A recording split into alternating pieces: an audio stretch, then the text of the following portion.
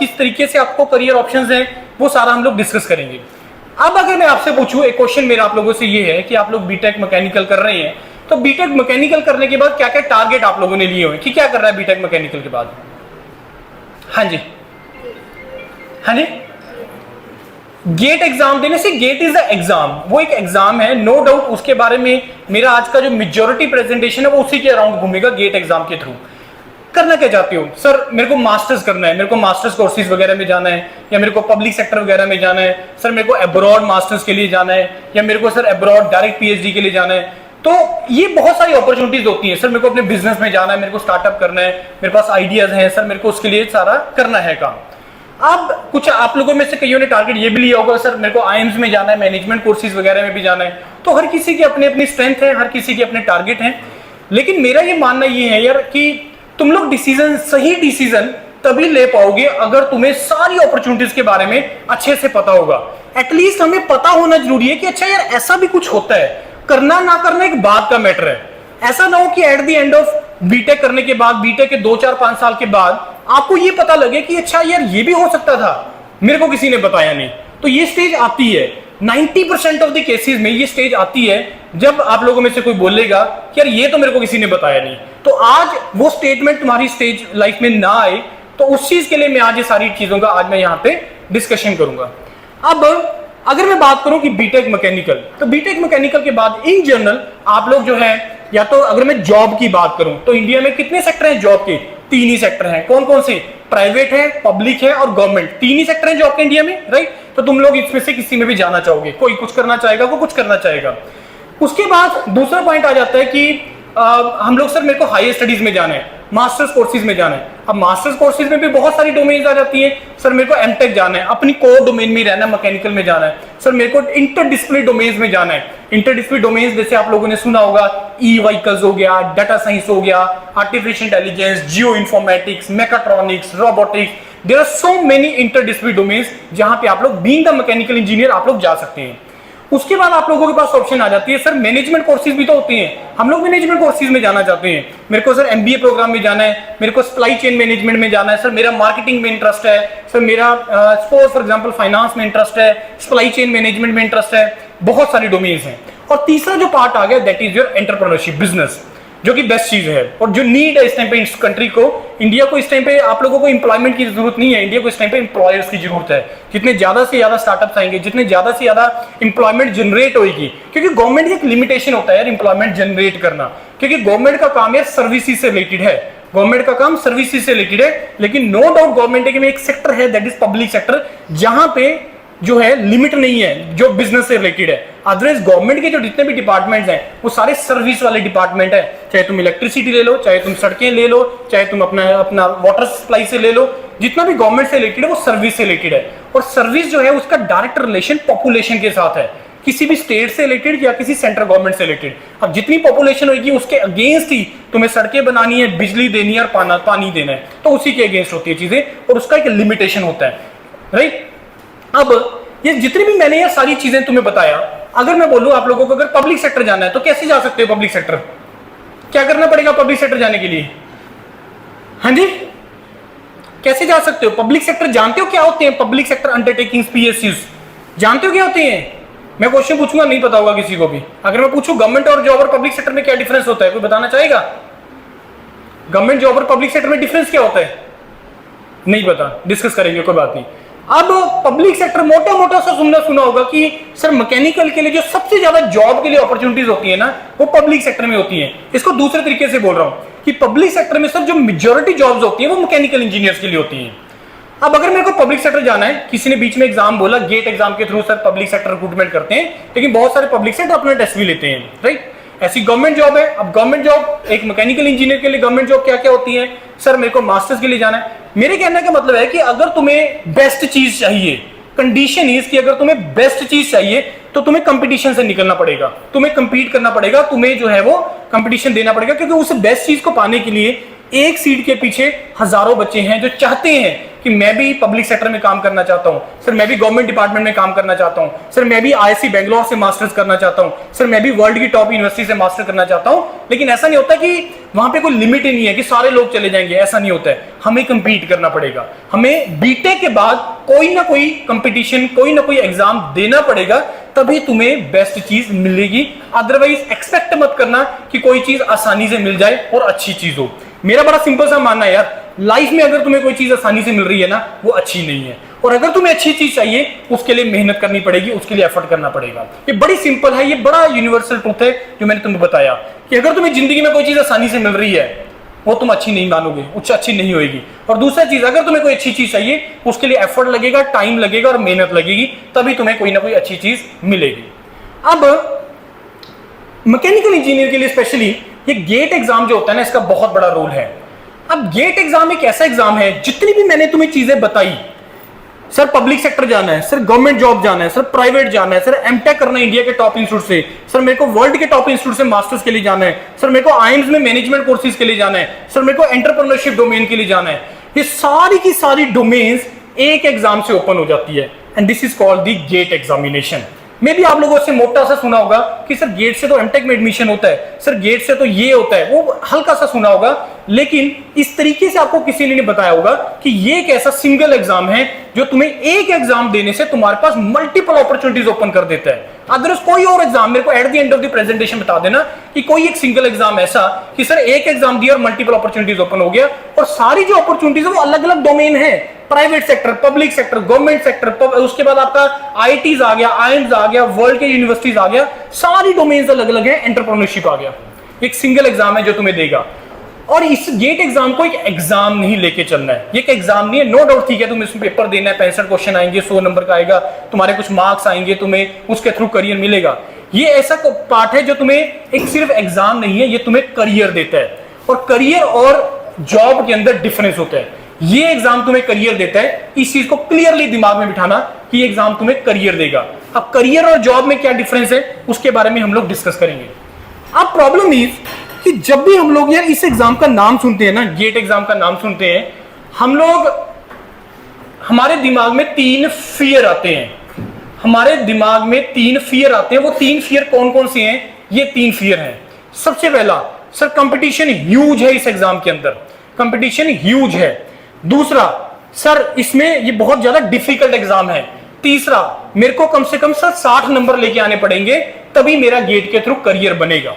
यार गेट को डिस्कस करने से पहले मैं थोड़ा सा डिस्कस करना चाहूंगा इंजीनियरिंग प्रोफेशन के बारे में, जिसको तुमने प्राउड फील करना है, क्योंकि ये एक ऐसा प्रोफेशन है, इंजीनियरिंग प्रोफेशन, जिसके थ्रू तुम इस कंट्री की डेवलपमेंट में कंट्रीब्यूट कर सकते हो। अब मैं आपसे क्वेश्चन पूछ रहा हूं कि जितनी भी डेवलप्ड कंट्रीज हैं, कुछ भी नाम लो, चाइना, यूएसए, इजराइल, अगर मैं पूछूं आप लोगों से कि इसके डेवलप होने का रीजन क्या लगता है तुम्हें?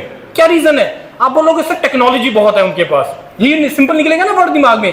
अब मेरे को बताओ कि यार टेक्नोलॉजी, ये जो वर्ड है, ये हम किसके कंटेक्स्ट में यूज करते हैं? डॉक्टर के कंटेक्स्ट में, लॉयर्स के कंटेक्स्ट में, ब्यूरोक्रेट्स के कंटेक्स्ट में, किसके कंटेक्स्ट में यूज करते हैं? इंजीनियर के कंटेक्स्ट में हम लोग यूज करते हैं टेक्नोलॉजी वर्ड। तो टेक्नोलॉजी के बेस पे ही यार किसी भी कंट्री को डेवलप किया जा सकता है। अब तुम लोग सभी इंजीनियरिंग डोमेन से हो, और भी जबरदस्त चीज है, तुम लोग मैकेनिकल इंजीनियरिंग डोमेन से हो, जिसका सबसे बड़ा कंट्रीब्यूशन होता है। कोई भी ऐसा डोमेन उठा के देखो, उसमें मैकेनिकल इंजीनियर का रोल आएगा। नो डाउट आज के टाइम पे computer science and electronics is equally important, लेकिन सबसे बड़ा रोल मैकेनिकल इंजीनियर का है, जिसका मैंने तुम्हें क्लियरली बता दिया, that is the manufacturing sector. लेकिन ट्रबल ये है, पिछले 2, 4, 5 साल से क्या हो रहा है, स्पेशली मैकेनिकल इंजीनियरिंग के अंदर नंबर ऑफ जो स्टूडेंट्स एंटर, मतलब जो पास आउट हो रहे हैं इस कंट्री के अंदर, बहुत ज्यादा कम हो गया नंबर, क्योंकि स्टूडेंट्स को कंप्यूटर साइंस की तरफ जा रहे थे। मे बी उनको ये लग रहा था कि यहाँ पे जॉब आसानी से लग जाती है। इस कारण से मेरा मानना ये है कि सीएससी में लोग क्यों मूव कर रहे थे, अगर पीछे 2-3 साल पीछे चले जाओ, क्योंकि यहाँ पे जॉब्स आसानी से लग जाएगी। अगर मेरे को अपना काम भी करना है तो बहुत ज्यादा हैवी इन्वेस्टमेंट नहीं करनी पड़ती है। मैकेनिकल में अगर आपको कोई मैकेनिकल डोमेन का स्टार्टअप करना पड़ जाए, अगर कोई मैन्युफैक्चरिंग का प्लांट लगाना पड़ जाए, तो कितना ज्यादा इन्वेस्टमेंट होता है उसके अंदर। तो ये कुछ रीजन है।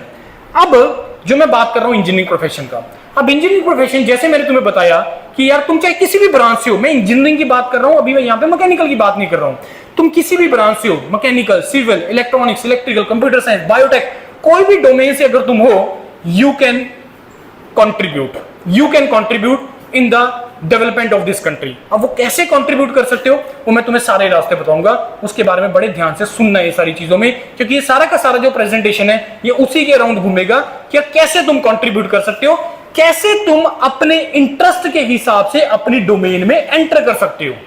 ये बहुत इंपॉर्टेंट पॉइंट है। इंडिया के डेवलपमेंट में सबसे बड़ा रोड़ा पता कहां पे अटका हुआ है? यही सबसे बड़ा रीजन है कि इंडिया में around 60 to 70% of the people जो जॉब कर रहे हैं वो अपने प्रोफेशन में बाय चॉइस नहीं है।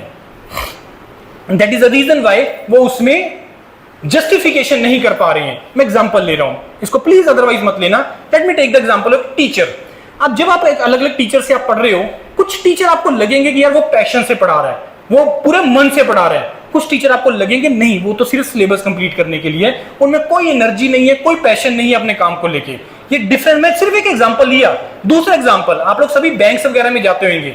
अब बैंक में जब तुम जाते हो तो तुम देखते होंगे कई तो बहुत अच्छे तरीके से तुम्हें हैंडल करेंगे। मैं गवर्नमेंट बैंक की बात कर रहा हूं, प्राइवेट या पब्लिक सेक्टर की बात नहीं कर रहा हूं मैं।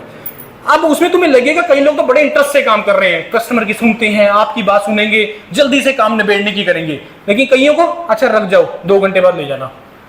समझ में आएगी बात? तो मेरे कहने का बड़ा सिंपल सा मतलब ये है, और ये बहुत बड़ा रोड़ा है, ये बहुत बड़ा अड़चन है इस कंट्री के डेवलपमेंट में, क्योंकि हम लोग बाय चॉइस नहीं है। अब उसके पीछे भी बहुत बड़ा रीजन पता है क्या है? कि हमें पता ही नहीं लग रहा है यार मेरा इंटरेस्ट कहां पे लाई कर रहा है, मेरे को किस डोमेन में जाना चाहिए। ये एक दूसरा मेन रीजन है। भाई मैं टीचर, एक अच्छा टीचर हो सकता हूं, या मैं एक अच्छा साइंटिस्ट हो सकता हूं, या एक अच्छा मैं क्रिकेटर हो सकता हूं, या मैं क्या कर सकता हूं, मेरे को पता ही नहीं लग रहा है। मेरे को इंटरेस्ट का ही नहीं पता लग रहा है, मेरा इंटरेस्ट किस डोमेन में लाई कर रहा है। क्या रीजन है? तुम्हें क्या लगता है उसके पीछे रीजन? उसके पीछे रीजन है क्योंकि हम लोग एक्सप्लोर नहीं करते हैं। जिस दिन हम एक्सप्लोर करना स्टार्ट कर देंगे, अलग अलग चीजों को करना स्टार्ट कर देंगे, ऑटोमेटिकली तुमने 10 चीजें की, क्या तुम्हारा 10 के 10 में इंटरेस्ट बनेगा? नहीं, जरूरी नहीं है। मे बी उनमें से 1-2 में तुम्हारा इंटरेस्ट बने।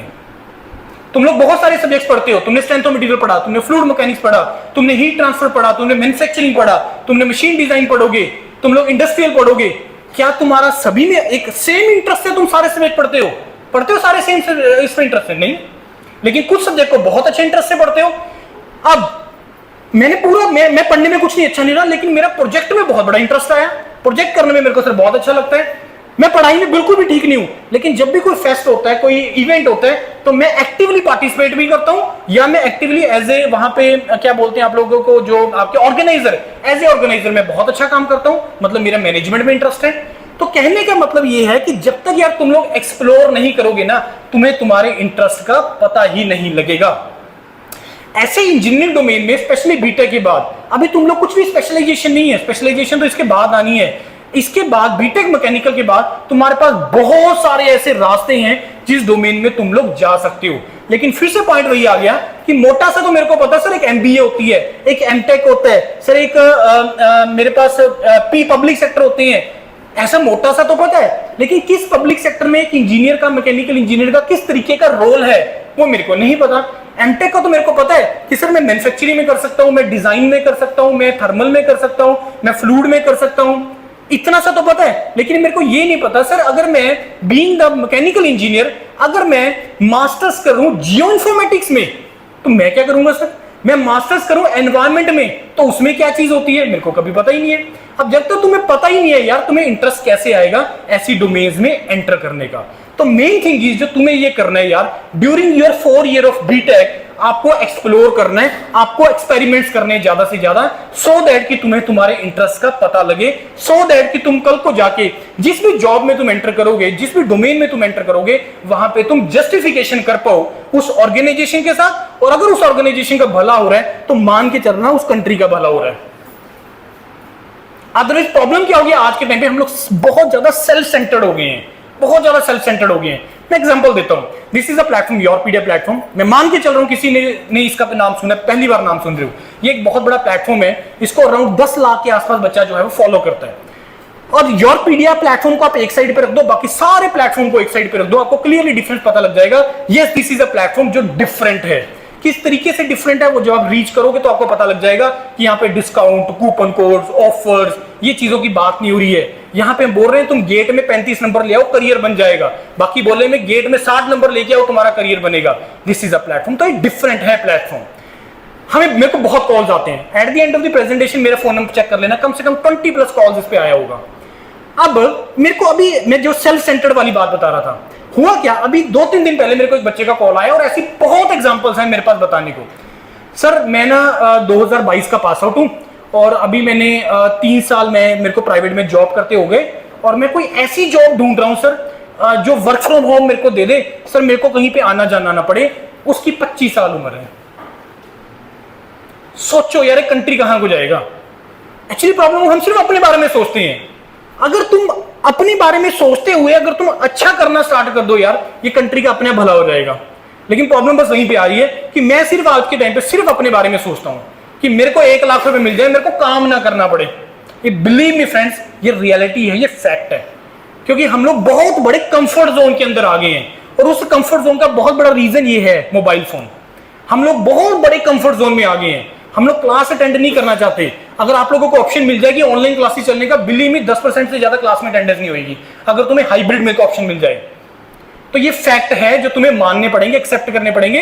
और अल्टीमेटली तुम्हें यार अपने बारे में सोचना पड़ेगा। यार बहुत बड़ी है दुनिया, इंडिया एक बड़ा छोटा सा पार्ट है, कंट्री है, और ये रीजन जो चंडीगढ़ और भी उससे भी ज्यादा छोटा है। ये पूरा वर्ल्ड है यार एक्सप्लोर करने को।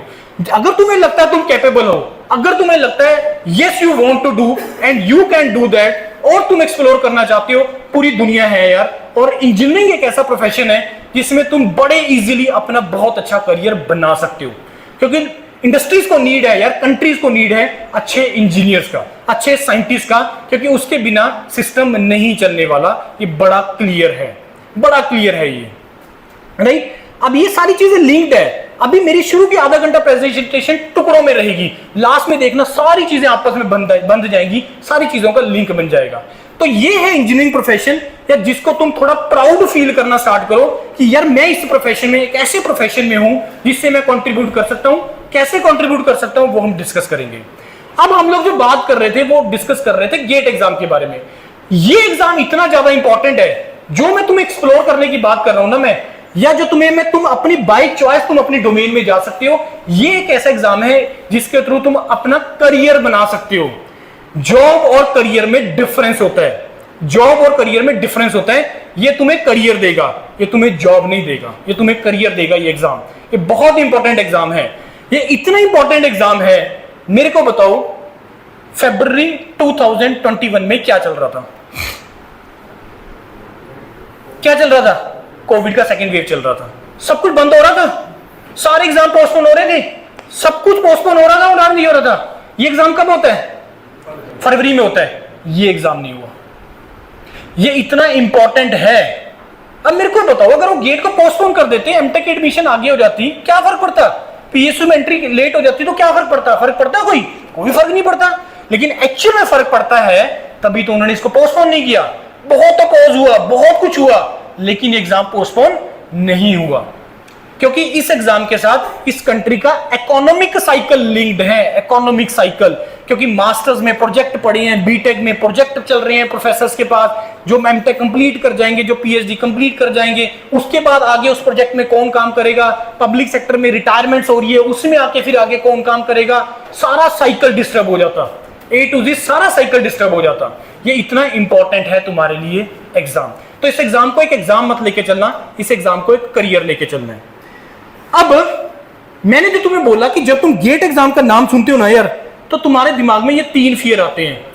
पहला फियर ह्यूज कंपटीशन, दूसरा फियर कि सर बहुत डिफिकल्ट एग्जाम है, तीसरा फियर कि सर मेरे को 60 प्लस नंबर लेके आने पड़ेंगे। Eight the end of this presentation ये सारे जो आपके फियर है निकल जाएंगे दिमाग में।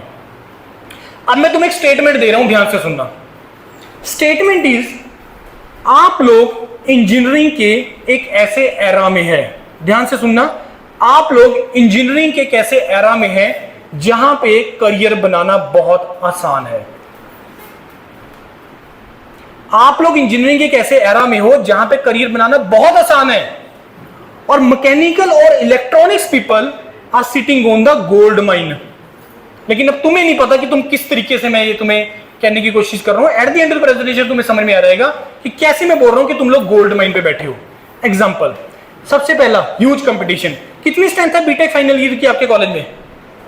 हाँ जी, हाँ मैकेनिकल की 22। थर्ड ईयर में कितनी है? 60। सेकेंड ईयर में कितनी है? ये गवर्नमेंट कॉलेज है। सोचो प्राइवेट का क्या हाल है मैकेनिकल के लिए। बहुत सारे कॉलेजेस में मैकेनिकल ब्रांच बंद हो चुकी है, बहुत सारे कॉलेज में मैकेनिकल में बच्चे ही नहीं है।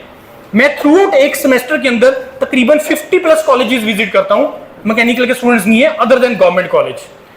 अब जो तुम्हें मैं पहला स्टेटमेंट दिया क्यों आसान है, अब आप बोलोगे सर आसान क्यों है? अब इसमें दो चीजें हो सकती हैं, पहला कि सर कम कंपटीशन मिल जाए, दूसरा कम नंबर के ऊपर मेरे को चीज मिल जाए। ये दोनों ट्रू हैं आज की बात में, आज के टाइम पे ये दोनों चीजें ट्रू हैं। पहला, नंबर ऑफ स्टूडेंट्स बहुत ज्यादा कम है, दूसरा जो बहुत कम नंबर के ऊपर तुम्हें चीजें मिल जा रही हैं। एग्जांपल दे रहा हूं, मेरे को कुछ रेफरेंस लेना पड़ेगा, स्टैंडर्ड कोई चीज लेनी पड़ेगी, और गेट एक स्टैंडर्ड एग्जाम है। बोल सकता हूं इस गेट को स्टैंडर्ड एग्जाम? बोल सकता हूं नहीं बोल सकता हूं? यस बोलना पड़ेगा। क्यों बोलना पड़ेगा? क्योंकि यार यही तो एग्जाम है जो तुम्हें करियर दे रहा है, और ये हर साल होता है, और इसके थ्रू तुम्हारे पास मल्टीपल अपॉर्चुनिटीज निकलती हैं। यही एक सिंगल एग्जाम है, तो मैं इसको रेफरेंस मान के चल रहा हूं। रेफरेंस के लिए अब सबसे पहला, huge competition, competition is drastically low, कम से कम 40-50% नीचे आ गया कंपटीशन इन कंपैरिजन पिछले 5-7 साल से। एग्जांपल, गेट 2016-17 में जो गेट एग्जाम ने पीक हिट किया था in terms of number of student, 13.5 lakh बच्चा अप्लाई किया था गेट 2016-17। एग्जैक्ट मेरे को याद नहीं कौन सा 16-17 है। समझ में आ गई बात? इस साल गेट किसने कंडक्ट करवाया है? आईआईटी रुड़की ने। पिछली बार किसने करवाया था? आईआईसी बेंगलोर ने 2024 में। गेट 2016-17 मैं बोल रहा हूं पीक हिट किया, और गेट 2024 जो लो फेज में आया, मिनिमम आया, यहां 13.5 लाख, यहां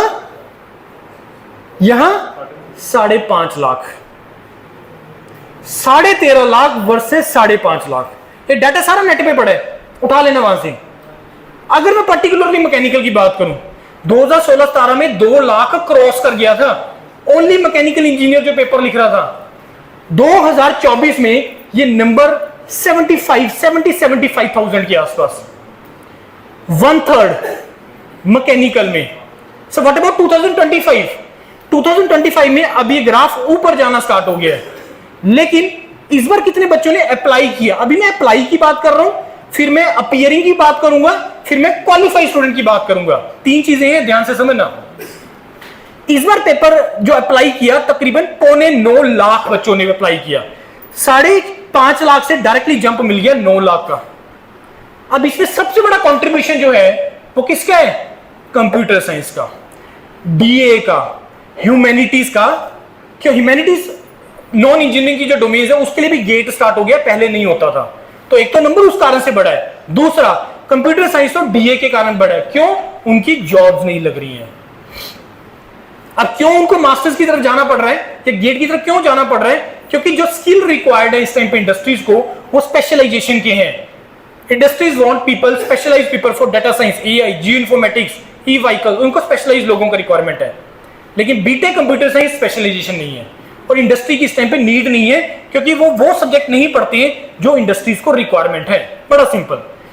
और जो अदर ब्रांचेज हैं उसमें जो नंबर बढ़ रहा है वो 5-10 हजार बढ़ रहा है। अगर पिछली बार 70-75 हजार था मैकेनिकल में, इस बार अराउंड 80,000 के आसपास है। मेरे को एग्जैक्ट याद नहीं है, 80-85,000 के आसपास है। और ये जो पेस है ना, ये धीरे धीरे बढ़ेगा। जैसे 2016-17 से 24 में नीचे आया ना, और इसको भी पीक हिट दोबारा से कवर करने में टाइम लगेगा, and it will take 5-6 years peak hit करने में। उसके बाद फिर से नीचे डाउन आएगा जाएगा। ये कर्व है, ये हमारी लाइफ कर्व भी ऐसी होती है, ऊपर जाएंगे फिर नीचे आएंगे, फिर नीचे से ऊपर, ये चलता रहता है सिस्टम।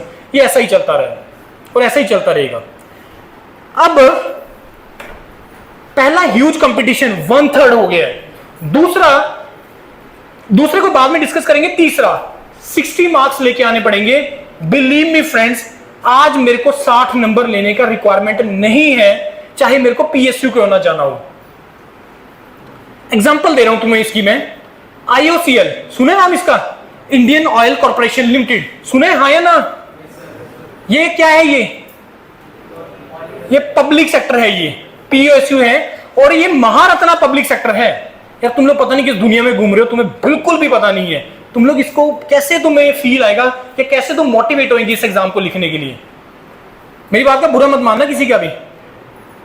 IOCL एक महारत्न पब्लिक सेक्टर है, इसका पैकेज 20 लाख के आसपास रहता है और ये ड्रीम पब्लिक सेक्टर है मैकेनिकल के लिए, केमिकल के लिए और इंस्ट्रूमेंटेशन के लिए, ये 3 ब्रांचेस के लिए, क्योंकि इन तीनों ब्रांचेस का बहुत ज्यादा रिक्रूटमेंट होता है इसके अंदर IOCL में।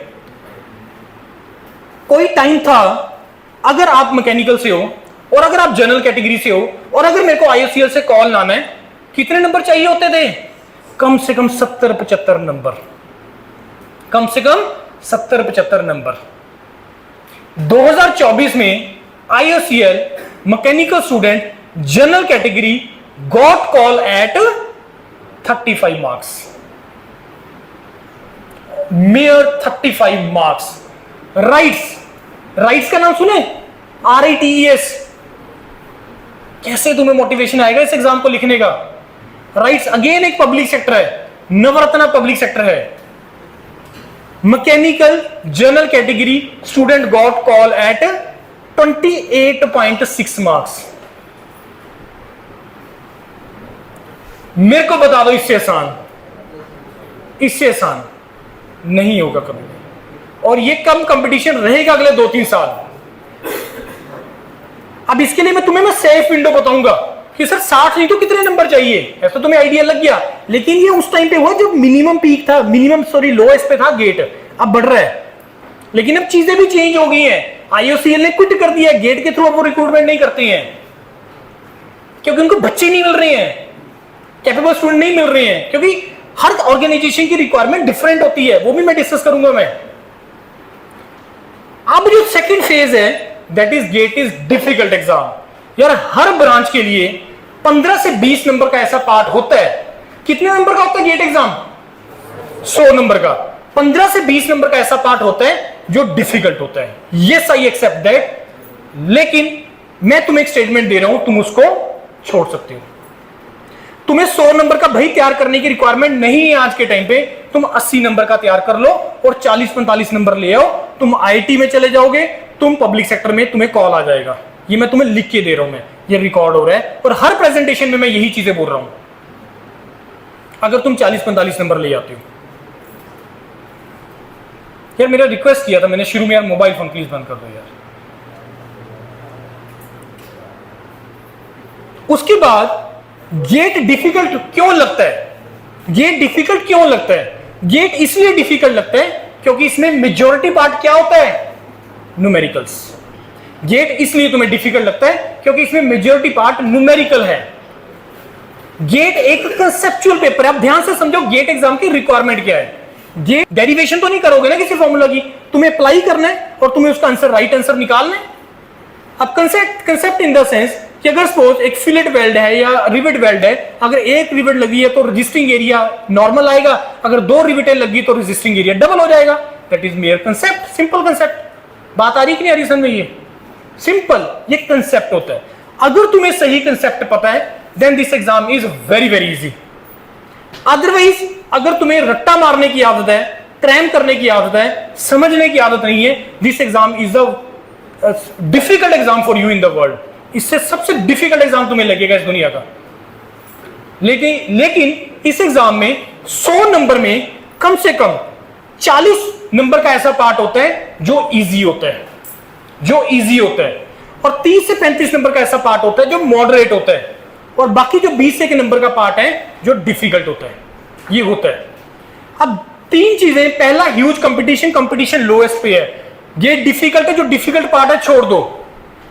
60 नंबर चाहिए नहीं चाहिए। अब कुछ और फैक्ट्स तुम्हें मैं बता रहा हूं, बड़े इंटरेस्टिंग फैक्ट्स हैं। अब आप बोलोगे सर ये इंटरेस्टिंग फैक्ट्स आपने लिखे किस बेस पे हैं? IIC बेंगलोर इंडिया का रिसर्च में रैंक 1 इंस्टीट्यूट है रिसर्च में। अब पहली बार IIC बेंगलोर ने जब ये 2024 में कंडक्ट किया, पहली बार उसने एक रिपोर्ट रिलीज किया, एक स्टैटिस्टिकल रिपोर्ट रिलीज किया, जिसमें उसने बड़ा डिटेल में एनालिसिस बताया किस ब्रांच में कैटेगरी वाइज किस नंबर से ऊपर कितने बच्चे हैं, सब कुछ बताया डिटेल में, किसका कितना गेट स्कोर है। अगर मेरे को आइडेंटिफाई करना है, मेरा रैंक मान लो 550 है जनरल कैटेगरी, मान लो।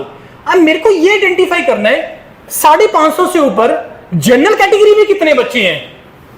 अदरवाइज पहले कोई तरीका नहीं होता था इसको आइडेंटिफाई करने का, लेकिन अब तरीका है। उसने रिलीज कर दिया, रिपोर्ट रिलीज कर दिया कि 550 से ऊपर, 550 से ऊपर रिजर्व के भी हो सकते हैं, ओबीसी भी हो सकते हैं, एससी एसटी पीडब्ल्यूडी ईडब्ल्यू सारे हो सकते हैं। लेकिन जनरल में 550 से ऊपर कितने बच्चे हैं मेरे को आइडेंटिफाई करना। बोलो सर इसका क्या करना है जान के।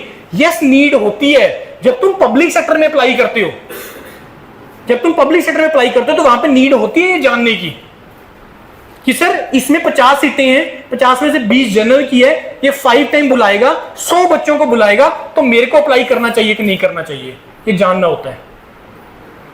और दूसरा, जब आप हायर स्टडीज में अप्लाई करते हो तो एक गेट स्कोर टर्म होती है जो 1000 में से मिलती है। अब उसके बेस पे हायर स्टडीज में सिलेक्शन होती है या शॉर्टलिस्टिंग होता है, वो भी मेरे को जानना होता है। तो ये मैंने कुछ फैक्ट्स लिखे हैं उस रिपोर्ट के बेस पे। सबसे पहला फैक्ट मैं तुम्हें बता चुका हूं कि स्टूडेंट जो अपीयर हुए हैं गेट एग्जाम में वो रिड्यूस हो गए हैं 50 से 60% पिछले 5-7 साल के अंदर। सीएससी एक्सेप्शनल है, सीएससी को मैंने स्टार मार्क किया हुआ है, सीएससी के केस में एप्लीकेबल नहीं है। दूसरे नंबर पे ये अब दूसरा पॉइंट आ गया जो मैंने तुम्हें बताया था। पहले तुम्हें मैंने बोला था, नंबर दिया था, कोट किया था जो अप्लाई किया था। अब जितने लोग अप्लाई करते हैं उसमें से 20% अपीयर ही नहीं होते हैं पेपर में। अब 5.5 का 20% निकाल लो, 1,10,000 होते हैं। 4.5 लाख बच्चा only appeared for the exam, 4.5 lakh बच्चा only appeared for the exam. 20% qualify apply कर अपीयर ही नहीं होते हैं। जैसे एग्जांपल दे रहा हूं, आप में से काफी यहां पे थर्ड ईयर के बैठे होंगे, मेरी स्पीच से मोटिवेट होंगे और भर देंगे क्योंकि आजकल फॉर्म फिलिंग चल रहा है।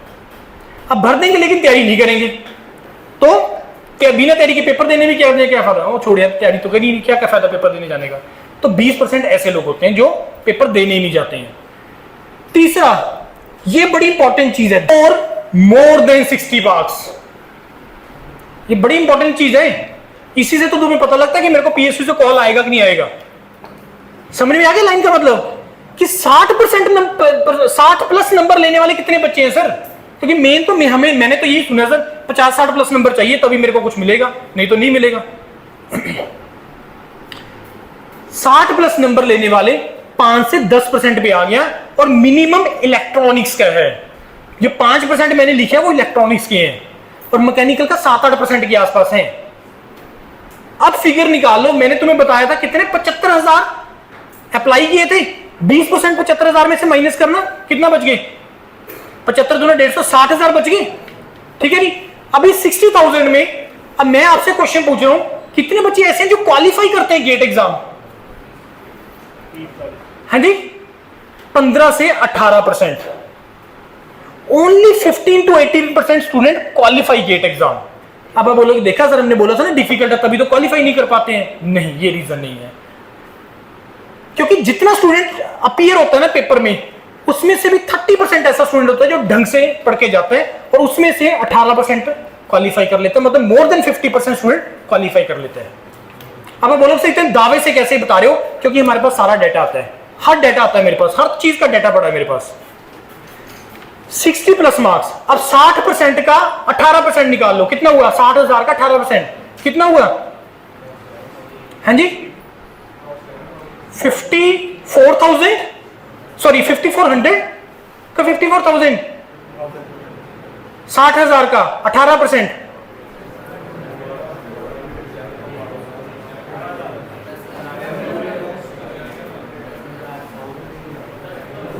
10,000। 60,000 में से 10,000 बच्चा गेट क्वालिफाई किया है। ध्यान से सुनना। अब इस 10,000 में ओनली 5%, 8% ऐसा बच्चा है जिसके 60 प्लस नंबर हैं। और दूसरा, ये देखो और भी जबरदस्त चीज है, 60% स्टूडेंट ऐसे हैं जिसके नंबर 35 से कम है। ये उस रिपोर्ट में लिखा हुआ है सारा, मैंने अपनी तरफ से कुछ नहीं लिखा है। आप गूगल करना, आईसी बेंगलोर का 2024 का गेट 2024 का रिपोर्ट। 60% ऐसे स्टूडेंट है जिसके नंबर 35 से कम है। तो मेरे लिए जो सेफ विंडो बन गया ना, कितना सेफ विंडो? 35 से 60 नंबर का। अगर मेरे 35 से 60 के बीच में आ जाते हैं नंबर, और अगर तुम जनरल कैटेगरी से हो, तुम्हारे लिए सेफ स्कोर है। तुम्हारे पास सारी ऑप्शंस ओपन हो जाएगा, सारी करियर ऑप्शंस ओपन हो जाएगा। उसके बाद 15 से 18% स्टूडेंट क्वालिफाई करते हैं। और सबसे बड़ा जो कंट्रीब्यूशन है ना, जो स्टूडेंट अपीयर हो रहे हैं गेट में, वो सबसे ज्यादा ब्रांच कंप्यूटर साइंस की है, कंप्यूटर साइंस और डीए के। रीजन मैंने तुम्हें बता दिया, उसके बाद मैंने तुम्हें इससे पहले बताया कि IOCL ने विड्रॉ कर लिया गेट से। अब ध्यान से सुनो इस स्टेटमेंट को, PSU recruitment through GATE reducing, PSU exit मारते चले जा रहे हैं गेट से। उसके पीछे रीजन है, मैं तुम्हें बताऊंगा जब PSU वाला पेज आएगा क्यों एग्जिट मार रहे हैं। उसके बाद लेकिन in reverse jobs in public sector increasing every year, ये बढ़नी है। बहुत सारे रीजंस है, बहुत सारे रीजन तुम अंडरस्टैंड कर सकते हो। और ये जो कंपटीशन, ये जो लेस कंपटीशन है, ये अगले 3-4 साल रहेगा। तो आज से अगर तुम अपने 3-4 साल का स्ट्रेटेजी बना लो, बिलीव मी फ्रेंड्स, बहुत अच्छा करियर बना दोगे। अदरवाइज बहुत स्ट्रगल है, बहुत स्ट्रगल है, मैं बता रहा हूं तुम्हें मैं। लेकिन कैपेबल स्टूडेंट की नीड है इस टाइम पे इंडस्ट्रीज को, क्योंकि इंडस्ट्रीज को स्टूडेंट नहीं मिल रहे हैं। That is the reason why they are exiting from the GATE, उनको कैपेबल लोग नहीं मिल रहे हैं। गेट का एग्जाम स्ट्रक्चर ध्यान से समझो, कितने क्वेश्चन होते हैं गेट में? 65 क्वेश्चंस, 100 मार्क्स, 3 घंटे का पेपर होता है। इंडिया में इंजीनियरिंग डोमेन के लिए अदर देन गेट एग्जाम कोई ऐसा एग्जाम नहीं है जिसमें तुम्हें एक क्वेश्चन के पीछे 3 मिनट का टाइम दे रहा है रफली, कोई एग्जाम नहीं है। मैं तुम्हें 100 एग्जाम बता के जाऊंगा जो तुम लोग राइट कर सकते हो being the mechanical engineer. 100 exam तुम्हें मैं बता के जाऊंगा जो तुम 1 साल में लिख सकते हो। लेकिन उन सभी एग्जाम में ओनली गेट एक ऐसा एग्जाम है जिसमें तुम्हें एक क्वेश्चन के पीछे कितना टाइम दे रहा है? 3 मिनट का। क्यों दे रहा है 3 मिनट का टाइम? क्यों दे रहा है 3 मिनट का टाइम? बोलो, सही बोल रहे हो? न्यूमेरिकल से और कैलकुलेटर अलाउड है। गेट के अलावा कोई भी ऐसा एग्जाम नहीं है जिसमें कैलकुलेटर अलाउड हो। कैलकुलेटर अलाउड नहीं होता है, तो जो प्रॉब्लम्स आएंगी वो अकॉर्डिंगली देगा, तुम्हें सॉल्व करने में टाइम लगेगा तुम्हें, इसलिए तुम्हें वो टाइम दे रहे हैं। और इस 100 नंबर में एक भी नंबर का ऐसा पार्ट नहीं है जो तुम लोग at the end of BTech नहीं पढ़ोगे, सब पढ़ना है तुमने। 70 नंबर का क्या आएगा इसमें? टेक्निकल पार्ट, जो तुम लोग second year, third year, final year में पढ़ते हो अपने इंजीनियरिंग के सब्जेक्ट्स। कोई भी नया सब्जेक्ट नहीं पढ़ना तुमने इसमें। उसके बाद 15 नंबर का आएगा इंजीनियरिंग मैथमेटिक्स। आप लोग पढ़ते हो ना M1, M2, M3 और न्यूमेरिकल मेथड्स पढ़ते हो ना, ये वो है 15 नंबर का।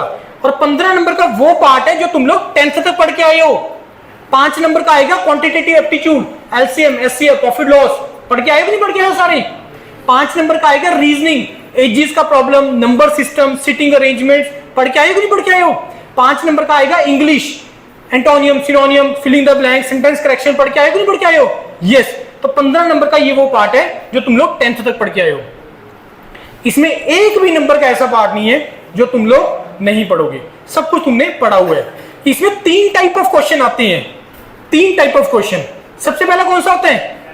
Multiple choice question. एक क्वेश्चन होगा, 4 ऑप्शन होंगे, एक करेक्ट होगा। दूसरा MSQ, मल्टीपल सिलेक्शन क्वेश्चन, जिसमें एक से ज्यादा आंसर राइट होगा। तीसरा filling the blank, numerical answer type, जहां पे तुम्हें वैल्यू पुट करनी है। बात आ गई इसमें? तो 3 टाइप ऑफ क्वेश्चन इसके अंदर आएंगे। उसके बाद ये देखो, गेट तुम लोग 3rd ईयर ऑनवर्ड दे सकते हो।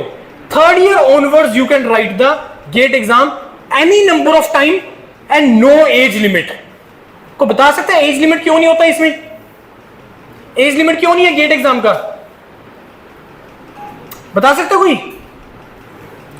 Actually GATE exam is for higher studies, और हायर स्टडीज का कोई एज लिमिट होता है? नहीं होता। तुम किसी भी एज में मास्टर्स कर लो, PhD कर लो, नोबडी कैन स्टॉप यू। लेकिन जॉब के लिए होता है, एंट्री के लिए, राइट? तो तुम लोग गेट का एग्जाम 3rd ईयर ऑनवर्ड जितनी मर्जी बार लिख सकते हो, और ये हर साल फरवरी में होता है। CBT होता है, कंप्यूटर बेस्ड टेस्ट होता है, ऑनलाइन होता है। 70-30 मैंने तुम्हें बता दिया। एक बार अगर तुम गेट क्वालिफाई कर लेते हो तो बहुत सारी ऑप्शंस निकल के आएंगी, इसको एक एक करके डिस्कस करेंगे। गेट में फिजिकल कैलकुलेटर अलाउड नहीं होता है, गेट में वर्चुअल कैलकुलेटर होता है, स्क्रीन पे आता है तुम्हारी, तुम उसकी ऐप वगैरह डाउनलोड कर सकते हो, प्ले स्टोर वगैरह से, ऐप स्टोर से तुम उसकी ऐप डाउनलोड कर सकते हो वर्चुअल कैलकुलेटर की। उसके बाद गेट का जो स्कोर है वो 3 साल के लिए वैलिड होता है। मान लो तुम लोग 3rd ईयर में गेट क्वालिफाई कर लेते हो गलती से किसी भी तरीके से, तो तुम लोग उसको उस साल में यूज नहीं कर सकते हो। तुम उसको उस साल में यूज नहीं कर सकते हो, तुम उसको फाइनल ईयर में यूज करोगे। 3 साल के लिए ये गेट स्कोर वैलिड होता है। उसके बाद आप लोग 2 गेट के पेपर लिख सकते हो, 2 गेट के पेपर तुम लोग जो है वो लिख सकते हो। अब ये 2 गेट का पेपर का क्या फंड है उसके बारे में भी डिस्कस करेंगे। Now come to the next part, job sector. India में 3 सेक्टर हैं जॉब के, कौन कौन से? Private, public, government. को बताना चाहेगा गवर्नमेंट और पब्लिक सेक्टर में डिफरेंस क्या होता है? गवर्नमेंट और पब्लिक सेक्टर में डिफरेंस क्या होता है? देखो गवर्नमेंट में 2 ही तरह की गवर्नमेंट होती है, कौन कौन सी? या स्टेट गवर्नमेंट या तुम्हारी सेंट्रल गवर्नमेंट, उसकी जॉब्स आ गई central government, 100% stake holders government. Public sector sharing होती है जिसमें 51% जो शेयर है किसका होता है? सेंट्रल गवर्नमेंट का, और जो रिमेनिंग शेयर है वो स्टेट गवर्नमेंट का हो सकता है, किसी प्राइवेट का हो सकता है, या आईपीओज होते हैं, शेयर होल्डर स्टेक होल्डर्स होते हैं, उनका होता है। कितने पब्लिक सेक्टर इंडिया के अंदर? मेरे को बताओ, ये सारी जितने भी नाम, इसमें से कुछ एक तुमने नाम सुने होंगे, ये सब पैसा कमा रहे हैं, इनका प्रॉफिट होता है, इनका टर्नओवर होता है। आपने कभी गवर्नमेंट डिपार्टमेंट से ऐसा स्टेटमेंट सुना है कभी कि चंडीगढ़ के इलेक्ट्रिसिटी डिपार्टमेंट का इतना टर्नओवर रहा? सुना कभी? कभी नहीं सुनोगे। लेकिन ये जितने हैं, अगर आप लोगों में से कोई न्यूज़पेपर पढ़ता है डेली से, जो कि मैं ज्यूम नहीं कर रहा हूं कि पढ़ते हो, तो उसमें जो आपका इकोनॉमिक्स वाला पेज आता है, वहां पे आपके इनमें से किसी ना किसी का लिखा आता है कि इसका पिछले 3 महीने का जो टर्नओवर है इतना रहा, वो लिखा आता है। ये पैसा कमाती है, that is the reason why इनके सैलरीज ज्यादा है गवर्नमेंट से। गवर्नमेंट में जो सैलरी का सारा बोझ है वो टैक्सेस के ऊपर है, गवर्नमेंट देती है पैसा उसमें। गवर्नमेंट स्कूल में कितनी फीस होती है? कितनी होती है बच्चों की फीस? कुछ ना के बराबर। लेकिन सैलरीज कितनी होती है टीचर्स की? समझ में आ रही कि नहीं आ रही है? एक टीचर की सैलरी भी नहीं निकल सकती है अगर तुम सारे बच्चों की फीस ऐड भी कर दोगे। तो पैसा कहां से आ रहा है गवर्नमेंट को? टैक्सी से आ रहा है। बात आ रही कि नहीं आ रही समझ में? राइट। तो अब इनमें पब्लिक सेक्टर में एंटर करने के 2 तरीके हैं, एक है विद गेट, एक है विदाउट गेट। ये विदाउट गेट, वो विद गेट। विद गेट, अच्छा, ये जो 3 डोमेन्स है ना, ISRO, DRDO, BARC, ये पब्लिक सेक्टर नहीं है, ये रिसर्च ऑर्गेनाइजेशंस हैं। ये रिसर्च ऑर्गेनाइजेशंस हैं, और इसके जो सैलरीज होती हैं ये गवर्नमेंट वाले सैलरीज होती हैं। इनके सैलरीज ज्यादा नहीं होते, गवर्नमेंट वाला पे स्केल होता है इसका। जैसे आजकल 7th पे कमीशन चल रहा है, तो गवर्नमेंट वाला पे स्केल होता है इसका। HPCL, SJVNL, आप में से यहाँ पे कोई हिमाचल से है? होएगा। SJVNL हिमाचल गवर्नमेंट और सेंट्रल गवर्नमेंट का पब्लिक सेक्टर है। क्या है इसका फुल फॉर्म? सतलुज जल विद्युत निगम लिमिटेड। ये जितने भी मेट्रो के प्रोजेक्ट्स हैं, ये सारे स्टेट गवर्नमेंट और सेंट्रल गवर्नमेंट के प्रोजेक्ट्स हैं, ये सब पब्लिक सेक्टर है। Delhi metro rail corporation, DMRC, DFCCIL, Delhi freight corridor, जो आपका ये बिजनेस केस के लिए, अगर आप लोगों में से कभी देखा हो या सुना हो कि ये जो NH1 है, NH1 का जो रेलवे लाइन है, उसमें एक अलग से रेलवे लाइन लगाए, जो DFCCIL ने लगाया है, वो सिर्फ बिजनेस के लिए है, फ्राइट के लिए कॉरिडोर, फ्राइट कॉरिडोर अलग ही कर दिया, क्योंकि उससे बहुत ज्यादा पैसेंजर ट्रेन को बहुत ज्यादा इश्यूज आ रहे थे, और सामान भी लेट हो रहा था, पैसेंजर ट्रेन भी लेट हो रही थी। तो ये चलता है आपका, DFCCIL करवाता है सारा ये। तो ये सारे हैं, Hindustan aeronautical, Hindustan petroleum corporation, oil India, Maharatna public sector, उसके बाद भारत इलेक्ट्रॉनिक्स लिमिटेड, BEL। अभी रिक्रूटमेंट होके आता है BEL का, विदाउट गेट है। पेपर इसका अगर आप पेपर उठा के देखोगे, 1 लाइनर क्वेश्चन, सिंपल क्वेश्चन, कास्ट नीचे टाइप दे देगा, इनमें से बताओ ये कौन सी टाइप ऑफ कास्टिंग है, इस तरीके से, या ड्राइंग दे देगा, बस बड़ा सिंपल से क्वेश्चन देता है तुम्हें वो।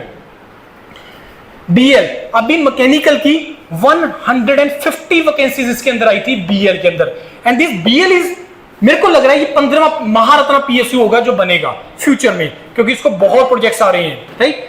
ONGC, oil and natural gas corporation, Maharatna public sector है, मैकेनिकल का सबसे ज्यादा इंटेक है। जितने भी, अगर मेरे से तुम पूछोगे ना सर PSU में टोटल कितनी की वैकेंसीज आती है एक साल में, कोई नंबर हिट करना चाहेगा, गेस करना चाहेगा? सारे PSU मिला के कितनी की जॉब्स आती हैं, सारी ब्रांचें मिला के तकरीबन 7-8 हजार के आसपास। ये है airport authority of India, AAI। अभी इसका रिक्रूटमेंट का नोटिफिकेशन आया 2025 के थ्रू, 972 टोटल, 1000 तो अकेला एयरपोर्ट अथॉरिटी ले गया है, लेकिन हमें अवेयरनेस नहीं है। एयरपोर्ट अथॉरिटी में तुम 2 तरीके से एंटर कर सकते हो, with GATE, without GATE also. With GATE के लिए जूनियर एग्जीक्यूटिव का होता है, विदाउट गेट के लिए ATC का जॉब होता है, एयर ट्रैफिक कंट्रोलर का, तुम जा सकते हो उसमें। After every 1-2 years 500 plus vacancies का रिक्रूटमेंट होता है, और पेपर जो उसमें आता है वो +2 लेवल का पेपर आता है, बड़ा ही सिंपल पेपर आता है। मैं तुम्हें जनरलाइज्ड करूंगा कि ये जो विदाउट गेट वाले पेपर हैं ये कैसे होते हैं, मैं तुम्हें जनरलाइज्ड करूंगा। एयरपोर्ट अथॉरिटी, ONGC का नाम सुना है? क्या करता है ये? ऑयल एक्सट्रैक्ट करता है, क्रूड ऑयल। इसने अभी रिसेंटली क्या किया है, लद्दाख में भी ड्रिल किया है इसने अभी, अगर आप लोगों को थोड़ा सा पता हो न्यूज के बारे में, लद्दाख में ड्रिल किया इसने ओएनजीसी में ऑयल के लिए, right. Bharat heavy electricals limited, again Maharatna public sector. उसके बाद रेल this Rashtriya chemical fertilizer limited, Bharat dynamics limited, this national informatics centre, ये बहुत सारे। और ये है जो अभी तक विद गेट है, ये अभी आईओसीएल का 2-3 दिन पहले आया, मैं इसको अपडेट नहीं करना पाया, आईओसीएल इधर चला जाएगा। Power grid corporation of India, ये जितने भी तुम्हारे ग्रिड पे आपने देखे होंगे ना, बड़े बड़े ग्रिड है जो, ये सारा का सारा पावर ग्रिड हैंडल करता है ट्रांसमिशन के लिए। Grid India, NPCL national power corporation of India, national thermal power corporation of India, NITRO, NLC, Neyveli lignite corporation, gas authority of India, NALCO, HCL, SAIL, again Maharatna public sector, steel authority of India limited. और mechanical का सबसे ज्यादा intake इसमें mechanical क्या है, 8000 में आपको क्या लगता है कितना परसेंटेज मैकेनिकल का शेयर है जॉब्स में? रफली 35 to 40% के लिए मैकेनिकल की जॉब्स होती हैं। रफली 35 to 40% के लिए मैकेनिकल की जॉब्स हैं पब्लिक सेक्टर के अंदर। लेकिन और एक और पता है क्या इशू आ रहा है आज के टाइम पे? आज के टाइम पे इशू ये आ रहा है कि इसमें सीटें खाली रह जा रही हैं, पब्लिक सेक्टर में जॉब में सीटें खाली रह जा रही हैं। अब आप बोलोगे सर कम लोग अप्लाई करते हैं, नहीं, ऐसा नहीं है। They want right person for the right job, जो मैंने तुम्हें बिल्कुल स्टार्टिंग में बोला। Why private is growing, why public sector is growing, why government is not growing?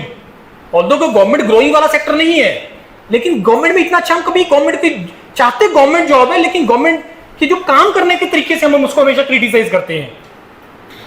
Public sector private क्यों ग्रो कर रहे हैं? वो इसलिए ग्रो कर रहे हैं because they want right person for the right job. Matching should be there. मेरे को रिक्वायरमेंट है मार्केटिंग के लिए, अब मेरे को बताओ मैं उसका एक नॉलेज के बेस पे कैसे डिसाइड कर सकता हूं कि ये मार्केटिंग के लिए अच्छा बंदा होगा? मैं रिक्रूटमेंट कर रहा हूं टीचर के लिए, मेरे को बताओ मैं अकेले नॉलेज के बेस पे कैसे डिसाइड कर लूंगा कि एक अच्छा टीचर हो सकता है? बात समझ में आ रही कि नहीं आ रही है? ये तो जो अदर पैरामीटर्स है ना, जो अदर पैरामीटर्स हैं वो ये है, इसके बेस पे तुम उसका मैचिंग डिसाइड करते हो। अब मेरे को टीचर का रिक्रूटमेंट करना है, मेरे को टीचर का, बीइंग द इंस्टीट्यूट हम लोग टीचर का रिक्रूटमेंट करते हैं, रिटन टेस्ट होगा, फिर उसके बाद उनका इंटरव्यू होगा और मैं उनका टीचिंग स्किल टेस्ट करूंगा। टीचिंग स्किल समझ में आ रही है बात कि नहीं? टीचिंग स्किल समझ पा रहे हो?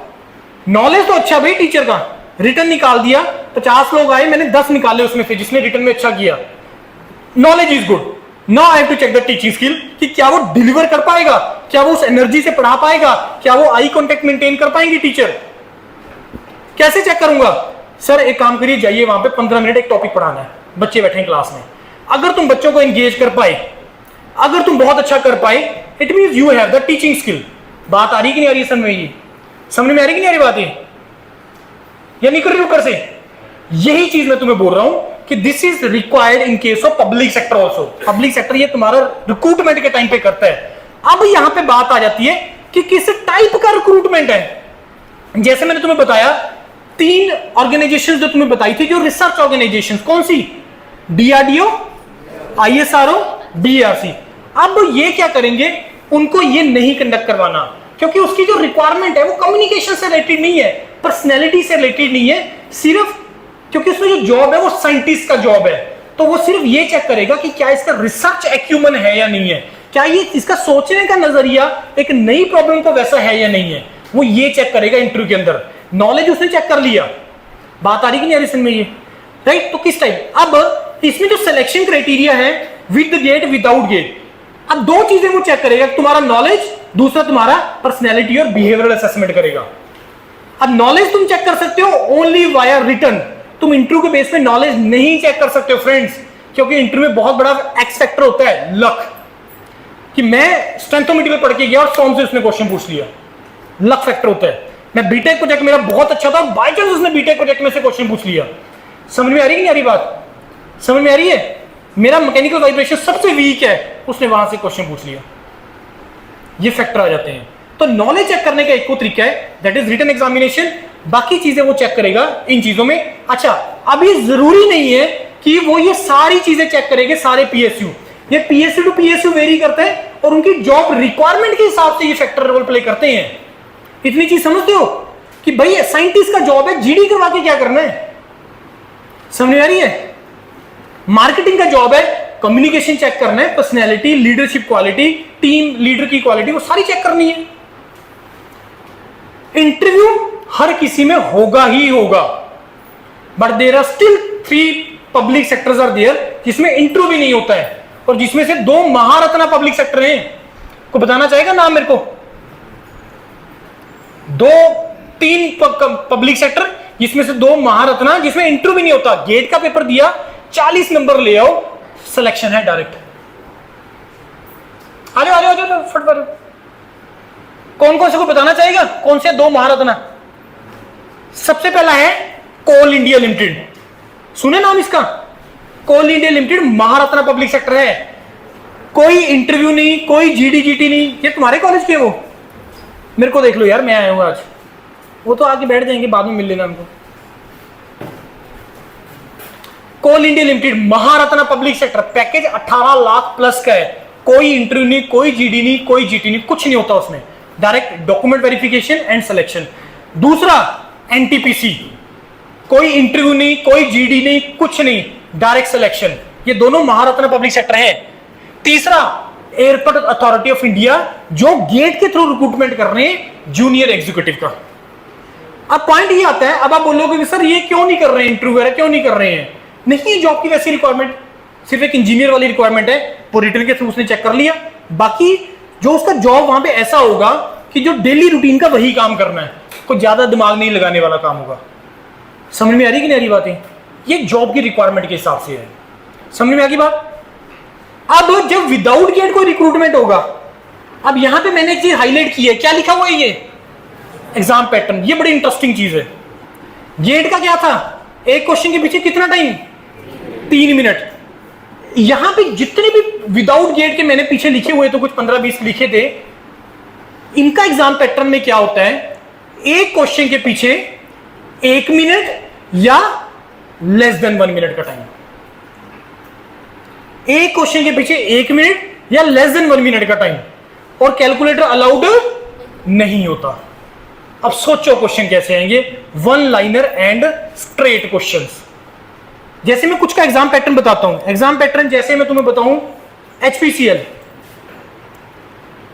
150 minutes, 170 questions, 85 questions technical, 85 questions non technical. उस 85 में 17 क्वेश्चन तुम्हारे इंग्लिश के, 34 क्वेश्चन क्वांटिटी एप्टीट्यूड के, 34 क्वेश्चन तुम्हारे रीजनिंग के। ये HPCL का एग्जाम पैटर्न है। Bharat heavy electricals limited 150 minutes, 240 questions, 1 minute से भी कम का टाइम। तो सोचो क्वेश्चन कैसे आएंगे। अब इसका मतलब ये नहीं है कि सर कैसे कर पाएंगे 250 क्वेश्चन या कैसे कर पाएंगे 170 क्वेश्चन। को क्वेश्चन ही वैसे डालेगा कि आता तो आता, नहीं आता तो नहीं आता, याद रखने वाले। अच्छा ये बताओ इस केस में कितनी वैल्यू होती है, इस केस में कौन सा फॉर्मूला लगेगा, ये डायग्राम क्या रिप्रेजेंट कर रहा है, स्ट्रेट, जो तुम लोग 30 सेकंड में कर सकते हो क्वेश्चन। लेकिन उसमें से भी कुछ क्वेश्चन डालेगा वो, 10-15% क्वेश्चन बीच में डालेगा जहां पे तुम्हारा वो टाइम वेस्ट करेगा। उसको नहीं छेड़ना है, उसको छेड़ना ही नहीं हमने, जहां पे तुम्हारा टाइम वेस्ट हो रहा है। आ रही है बात? समझ में नहीं आ रही है ये? So without GATE roughly you can write 40 to 50 exam in a single year. 40 to 50 exam in a single year.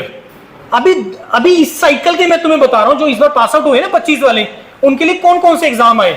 उनके लिए BEL आया, उनके लिए HPCL आया, उनके लिए BHEL आया, उनके पास HRRL आया, उनके पास NFL आया, अभी BEML आया हुआ है। BEML क्या है?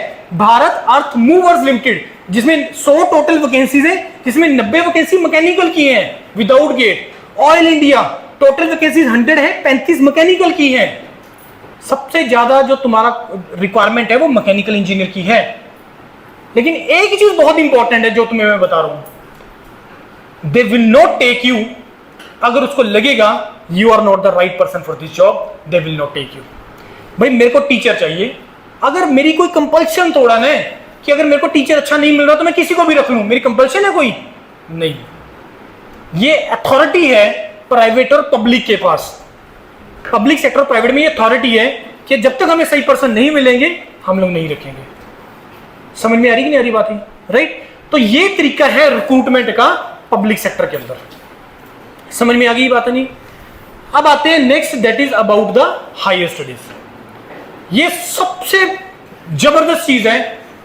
बीटेक के बाद अगर तुम में से कोई हायर स्टडीज में जाता है, believe me friends, that will be the best phase of your life, जिसको पूरी जिंदगी तुम याद करोगे, पूरी जिंदगी तुम जिसको याद करोगे, चेरिश करोगे कि यस मैंने 2 साल एमटेक किया वहां से, यस मैंने 3 साल एमएस किया वहां से, यस मैंने पीएचडी के लिए 5 साल वहां पे लगाए, उसको तुम हमेशा याद रखोगे। रीजन बिहाइंड मैटर ये नहीं करता कि तुमने एमटेक किया, एमएस किया, एमबीए किया या पीएचडी किया। मैटर ये करेगा क्या तुमने कहां से किया, क्या मैटर करेगा तुमने कहां से किया, वही मेन चीज है। आज इस क्लास के अंदर 4-5 स्टेट के बच्चे बैठे हैं, पंजाब के बैठे हैं, मे बी हरियाणा के बैठे हैं, हिमाचल के बैठे हैं, मे बी जम्मू कश्मीर के होंगे, यूपी के होंगे, बिहार के होंगे, मैं यही मान के चल रहा हूं क्योंकि दूसरी ब्रांच में भी यही थे, इसके अलावा भी कोई हो सकते हैं। अब तुम एक दूसरे से सीखने को बहुत कुछ मिलता है।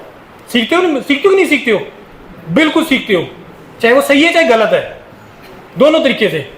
कल्चरल पार्ट पे, बिहेवियरल पार्ट पे, एफर्ट पार्ट पे, जैसे मर्जी, हार्ड वर्क पार्ट, जैसे मर्जी तुम लगा लो, एक दूसरे से जरूर तुम्हें सीखने को मिलता है।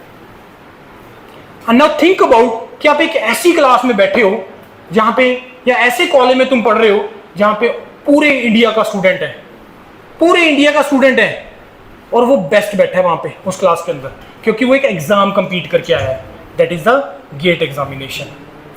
सोचो तुम्हें एक्सपोजर कितना मिलेगा, सोचो तुम्हें लर्निंग कितनी मिलेगी, और वो चेंज जो तुम्हारे अंदर आएगा ना, वो नॉलेज पार्ट पे नहीं आएगा, वो तुम्हारे पर्सनैलिटी पार्ट पे चेंज लेके आएगा, तुम्हारे बिहेवियरल पार्ट पे चेंज लेके आएगा, जो तुम्हारे ये अगले 2, 4, 5 साल रहे हैं, अगर सपोज तुम जाना चाहते हो उस डोमेन में। और मेरा मानना ये है हर किसी को जाना चाहिए हायर स्टडीज में, क्योंकि जॉब करने के लिए पूरी लाइफ है यार, एक्सप्लोर करने के लिए टाइम नहीं मिलेगा तुम्हें। अभी तक तुमने कुछ नहीं किया, बिलीव मी फ्रेंड्स, बीटेक का जब तुम्हारा कंप्लीट हो जाएगा, तुम्हारे पास एक डिग्री आ जाएगी, एक पेज आ जाएगा, सर्टिफिकेट आ जाएगा, जिसको यूज करके तुम आगे बहुत अच्छी जगह पे अप्लाई कर सकते हो। डायरेक्ट यहां से कुछ मत एक्सपेक्ट करके चलना फ्रेंड्स। अगर तुम अच्छा करियर चाहते हो, अगले 4-5 साल तुम्हारे लिए बहुत क्रूशियल हैं, अगले 4-5 साल तुम्हारे लिए बहुत ज्यादा क्रूशियल हैं, और जिस तरीके से तुम अगले 4-5 साल निकालोगे, तुम्हारा उसके बाद का जर्नी अगले 4-5 साल के किए हुए एफर्ट पे डिपेंड करेगा। ये आज लिख लो कि अगले 4-5 साल तुम क्या एफर्ट करते हो, आगे वाला तुम्हारा जर्नी उस पर डिपेंड करेगा। इसका जरूरी मतलब नहीं है कि तुम इसी को डिसाइड करो, वो कुछ भी हो सकता है। चाहे तुम बिजनेस में स्टार्ट करना है तो 5 साल, अगले 5 साल तुम बिजनेस में कैसा एफर्ट मारते हो, तुम हायर स्टडीज में एंटर करके वो तुम्हारे अगले 4-5 साल कैसे निकलते हैं, तुम जॉब में एंटर करके उसमें तुम अगले 4-5 साल कैसे डिसाइड करते हो, ये उस पर डिपेंड करेगा। तो अगले 4-5 साल आज से ही, चाहे तुम सेकंड ईयर से हो, चाहे थर्ड ईयर से हो, चाहे फाइनल ईयर से हो, तुम्हारे अगले 4-5 साल बहुत ज्यादा मैटर करते हैं। इतनी बात समझ में आ रही है? That is the reason why I am telling everyone to write GATE exam. हर किसी को लिखना चाहिए, लेकिन लिखना एक पार्ट है, लेकिन तैयारी करके लिखना चाहिए। अकेला भरना मैटर नहीं करेगा यार। मैंने बोल दिया इसके थ्रू इतना कुछ मिलता है, लेकिन अगर तुम बिना तैयारी के जा रहे हो यार, वो अपने पेरेंट्स के 1500 भी वेस्ट कर रहे हो। क्यों वेस्ट कर रहे हो? क्यों वेस्ट करने? लेकिन जब तक तुम्हें फील नहीं आ रहा, तुम्हें मोटिवेशन नहीं आ रही है कि ये सर मेरे को करना है, करियर बनाना है गेट के थ्रू, तभी तुम्हें करना चाहिए, अदरवाइज ऐसे करने का कोई फायदा नहीं होगा। और करियर बनाने का सबसे जो आसान तरीका है ना, वो ये है higher studies. Higher study is the easiest way to make career. Reason पता है क्या है? रीजन ये है, आज के टाइम पे जो इंडिया की रिक्वायरमेंट है, मैंने तुम्हें बोला टेक्नोक्रेट्स, मैंने तुम्हें बोला साइंटिस्ट। अब हायर स्टडीज की जब एक हम बात करते हैं ना, तो एक टर्म यूज होती है। क्या टर्म यूज होती है? रिसर्च यूज करते हैं ना हायर स्टडीज के क्रम में। क्या बीटेक एक रिसर्च प्रोग्राम है? नहीं, लेकिन इसके बाद का जो आगे जो प्रोग्राम्स हैं वो सारे तुम्हारे रिसर्च प्रोग्राम्स हैं। कोई मेरे को बता सकता है what do mean by research?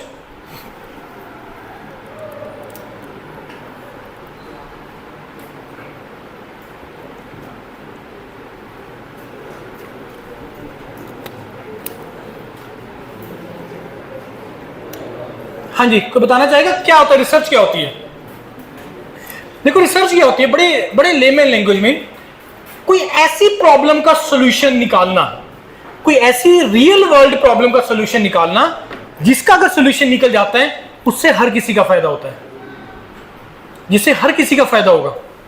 ऐसी प्रॉब्लम्स को पहले आइडेंटिफाई करना, फिर उसका सॉल्यूशन निकालना, ये रिसर्च है। रिसर्च का मतलब ये नहीं है कि सर अगर मैं रिसर्च करूंगा 1 साल के लिए या 5 साल के लिए तो मेरे को पीएचडी का डिग्री मिल जाएगा या मास्टर्स का डिग्री मिल जाएगा। रिसर्च ये नहीं है। रिसर्च रियल वर्ल्ड प्रॉब्लम्स को सॉल्व करना है, और वो जो प्रॉब्लम्स हैं वो मैकेनिकल ओरिएंटेड नहीं है। Mechanical is a very broader term. जब भी तुम हायर स्टडीज के डोमेन में जाते हो तो तुम एक डोमेन में एंटर करते हो, एक स्पेशलाइज्ड डोमेन में एंटर करते हो, जिसमें से कुछ मैंने तुम्हें पहले बताई। जब भी तुम हायर स्टडीज में जाओगे तुम एक डोमेन में काम करोगे, तुम उस डोमेन के स्पेशलाइज्ड हो जाओगे। स्पेशलाइजेशन समझते हो? Specialisation like you are a specialized person in manufacturing, you are specialized in data science, your specialization in geoinformatics, your specialization in earth science. I have done some work in the, let us call, manufacturing, design, industrial management. There are so many domains. Roughly 50 plus domains are there where you can enter being the mechanical engineer. मैं अभी लिख सकता हूं, कम से कम 20-25 तो मैं लिख दूंगा आराम से, जहां पे तुम बीइंग द मैकेनिकल इंजीनियर जा सकते हो। That is where you have the choice, जो मैंने तुम्हें स्टार्टिंग में बोला, to enter into your choice of business, जहां पे तुम अपने इंटरेस्ट के हिसाब से चीजों में एंटर कर सकते हो। यही वो डोमेन है हायर स्टडीज डोमेन, क्योंकि यहां पे तुम्हारे पास अथॉरिटी है, तुम्हारे पास चॉइस है, तुम अपने इंटरेस्ट के हिसाब से जा सकते हो। अब इंटरेस्ट कैसे आइडेंटिफाई करना, जैसे मैंने तुम्हें बताया, सर मेरे को शौक है इवेंट्स वगैरह पार्टी वो करने का, ऑर्गेनाइज करवाने का, go into the management domain. Sir GATE के थ्रू मैनेजमेंट कोर्स मिलेगा? यस मिलेगा। सर मैंने प्रोजेक्ट बनाया था, रोबोटिक्स से रिलेटेड था, मैकाट्रॉनिक्स से रिलेटेड था, you can intrude into the mechatronics and robotics domain. Sir मेरा मैथमेटिक्स में बहुत ज्यादा इंटरेस्ट है, go into the data science and AI domain. Sir मेरा फ्लूइड और थर्मल में बहुत ज्यादा इंटरेस्ट है, go into the fluid and thermal domain. Sir मेरे को अर्थ से रिलेटेड डाटा कलेक्ट करने का बहुत ज्यादा शौक है, इंटरेस्ट है, मैं अर्थ के डाटा कलेक्शन से रिलेटेड उसके डोमेन में काम करना चाहता हूं, go into the geo informatics domain. E vehicles, E waste management, entrepreneurship, there are so many specialisation, material science, environment, aerospace, Boeing and Airbus आते हैं वहां पे प्लेसमेंट के लिए, बोइंग और Airbus, masters in aerospace. India में 4 ही institutes में होती है, IIC Bangalore, IIT Bombay, IIT Kanpur, IIT Madras. करने का फायदा तभी होगा अगर तुम किसी रिप्यूटेड इंस्टीट्यूट से कर रहे हो, अदरवाइज कोई फायदा नहीं होगा। And the top institutes of India are IITs, NITs, triple ITs, that's it. अगर तुम्हें हाई स्टडीज में एंटर करना है, इसके अलावा कोई कॉलेज और करने का कोई फायदा नहीं होगा। तुम्हें एमटेक की डिग्री मिल जाएगा, तुम्हें स्पेशलाइजेशन मिल जाएगा, लेकिन तुम्हें करियर नहीं मिलेगा। तुम उसको फ्रेम करवा के कहीं पे लगा दोगे बस, that will be an ornamental degree, उसका कोई फायदा नहीं होगा, क्योंकि वो तुम्हें करियर नहीं देगा। क्योंकि हायर स्टडीज के लिए अल्टीमेटली यार तुम्हें जॉब करनी है, पैसा कमाना है अल्टीमेटली, लेकिन पैसा तुम्हें, जैसे तुमने बोला कि सर प्राइवेट में पैसा है, प्राइवेट पैसा क्यों देगा, कब देगा? प्राइवेट पैसा 2-3 कंडीशंस में देगा। सबसे पहला, तुम्हारे पास ब्रांडिंग होनी बहुत ज्यादा जरूरी है, ब्रांड वैल्यू। ब्रांडिंग समझते हो?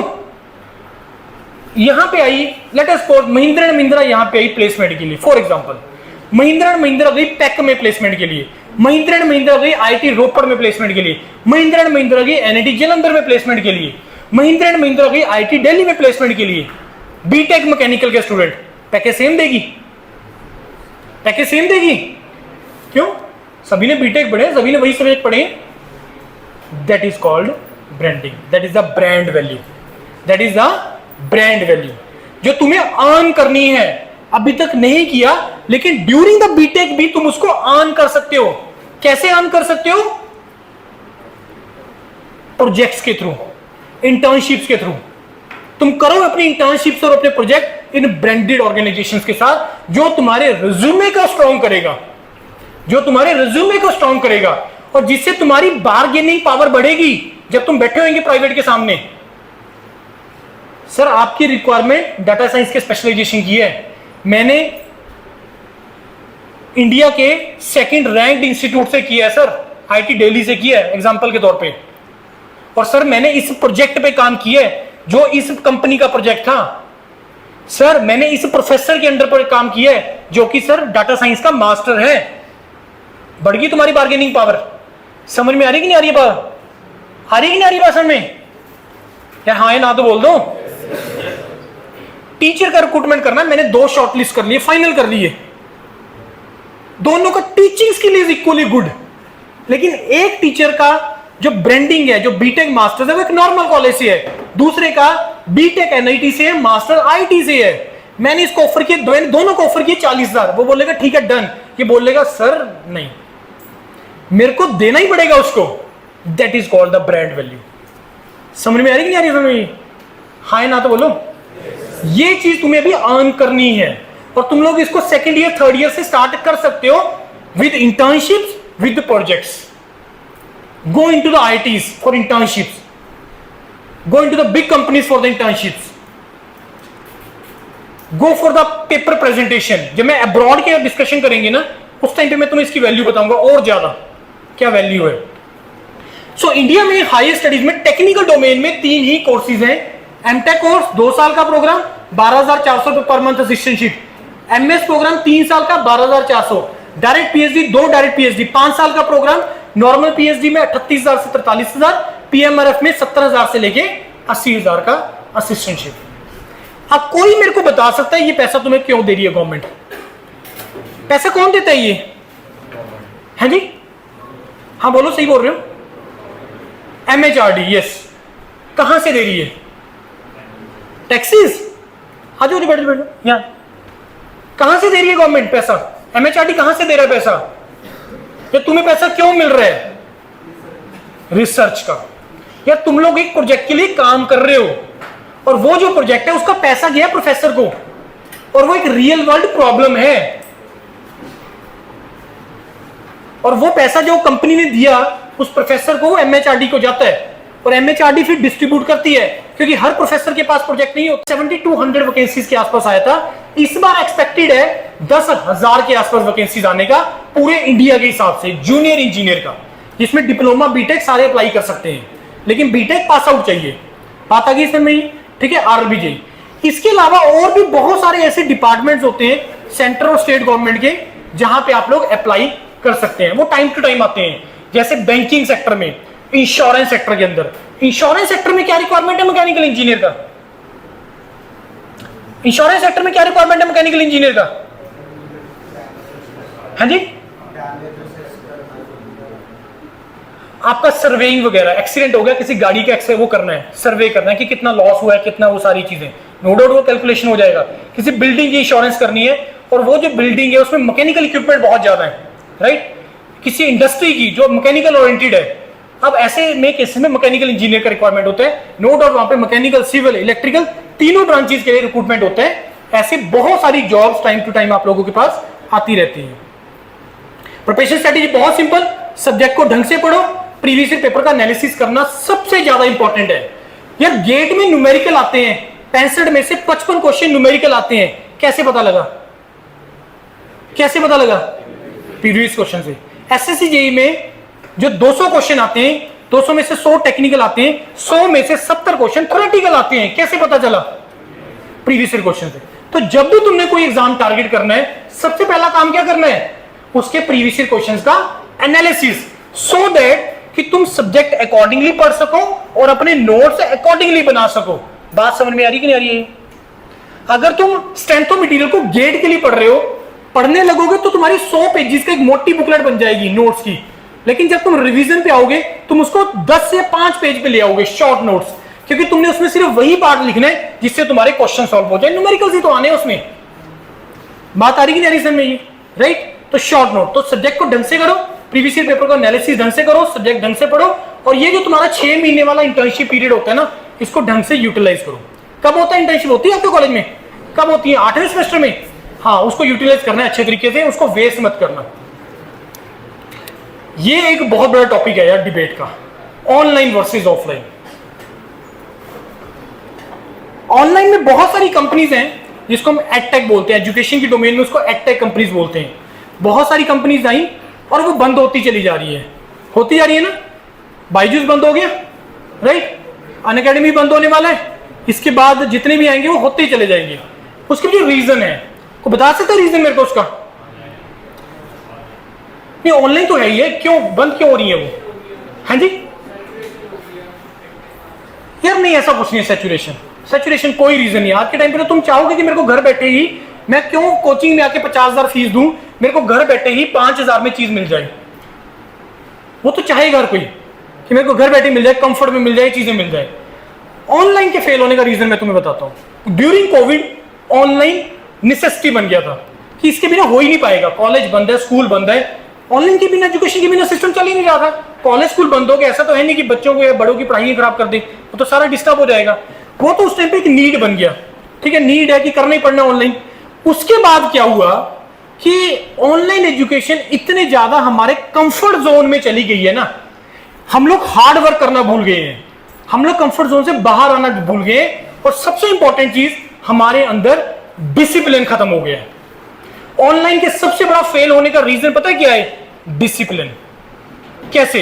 एग्जांपल, तुमने किसी ने ऑनलाइन कोर्स ज्वाइन कर लिया, तुम्हारी डेली शाम को 2 घंटे क्लास होती है, ठीक है जी, संडे ऑफ होता है, तुमने पूरे शौक से परचेज कर लिया क्योंकि उन्होंने ऑफर चलाया कि वैसे तो ये 20,000 का है, अभी दिवाली ऑफर आ रहा है, दशहरा ऑफर आ रहा है, तुम्हें 50% ऑफ मिल गया या 70% ऑफ मिल गया, तुमने उसको 5,000 में परचेज कर लिया जी।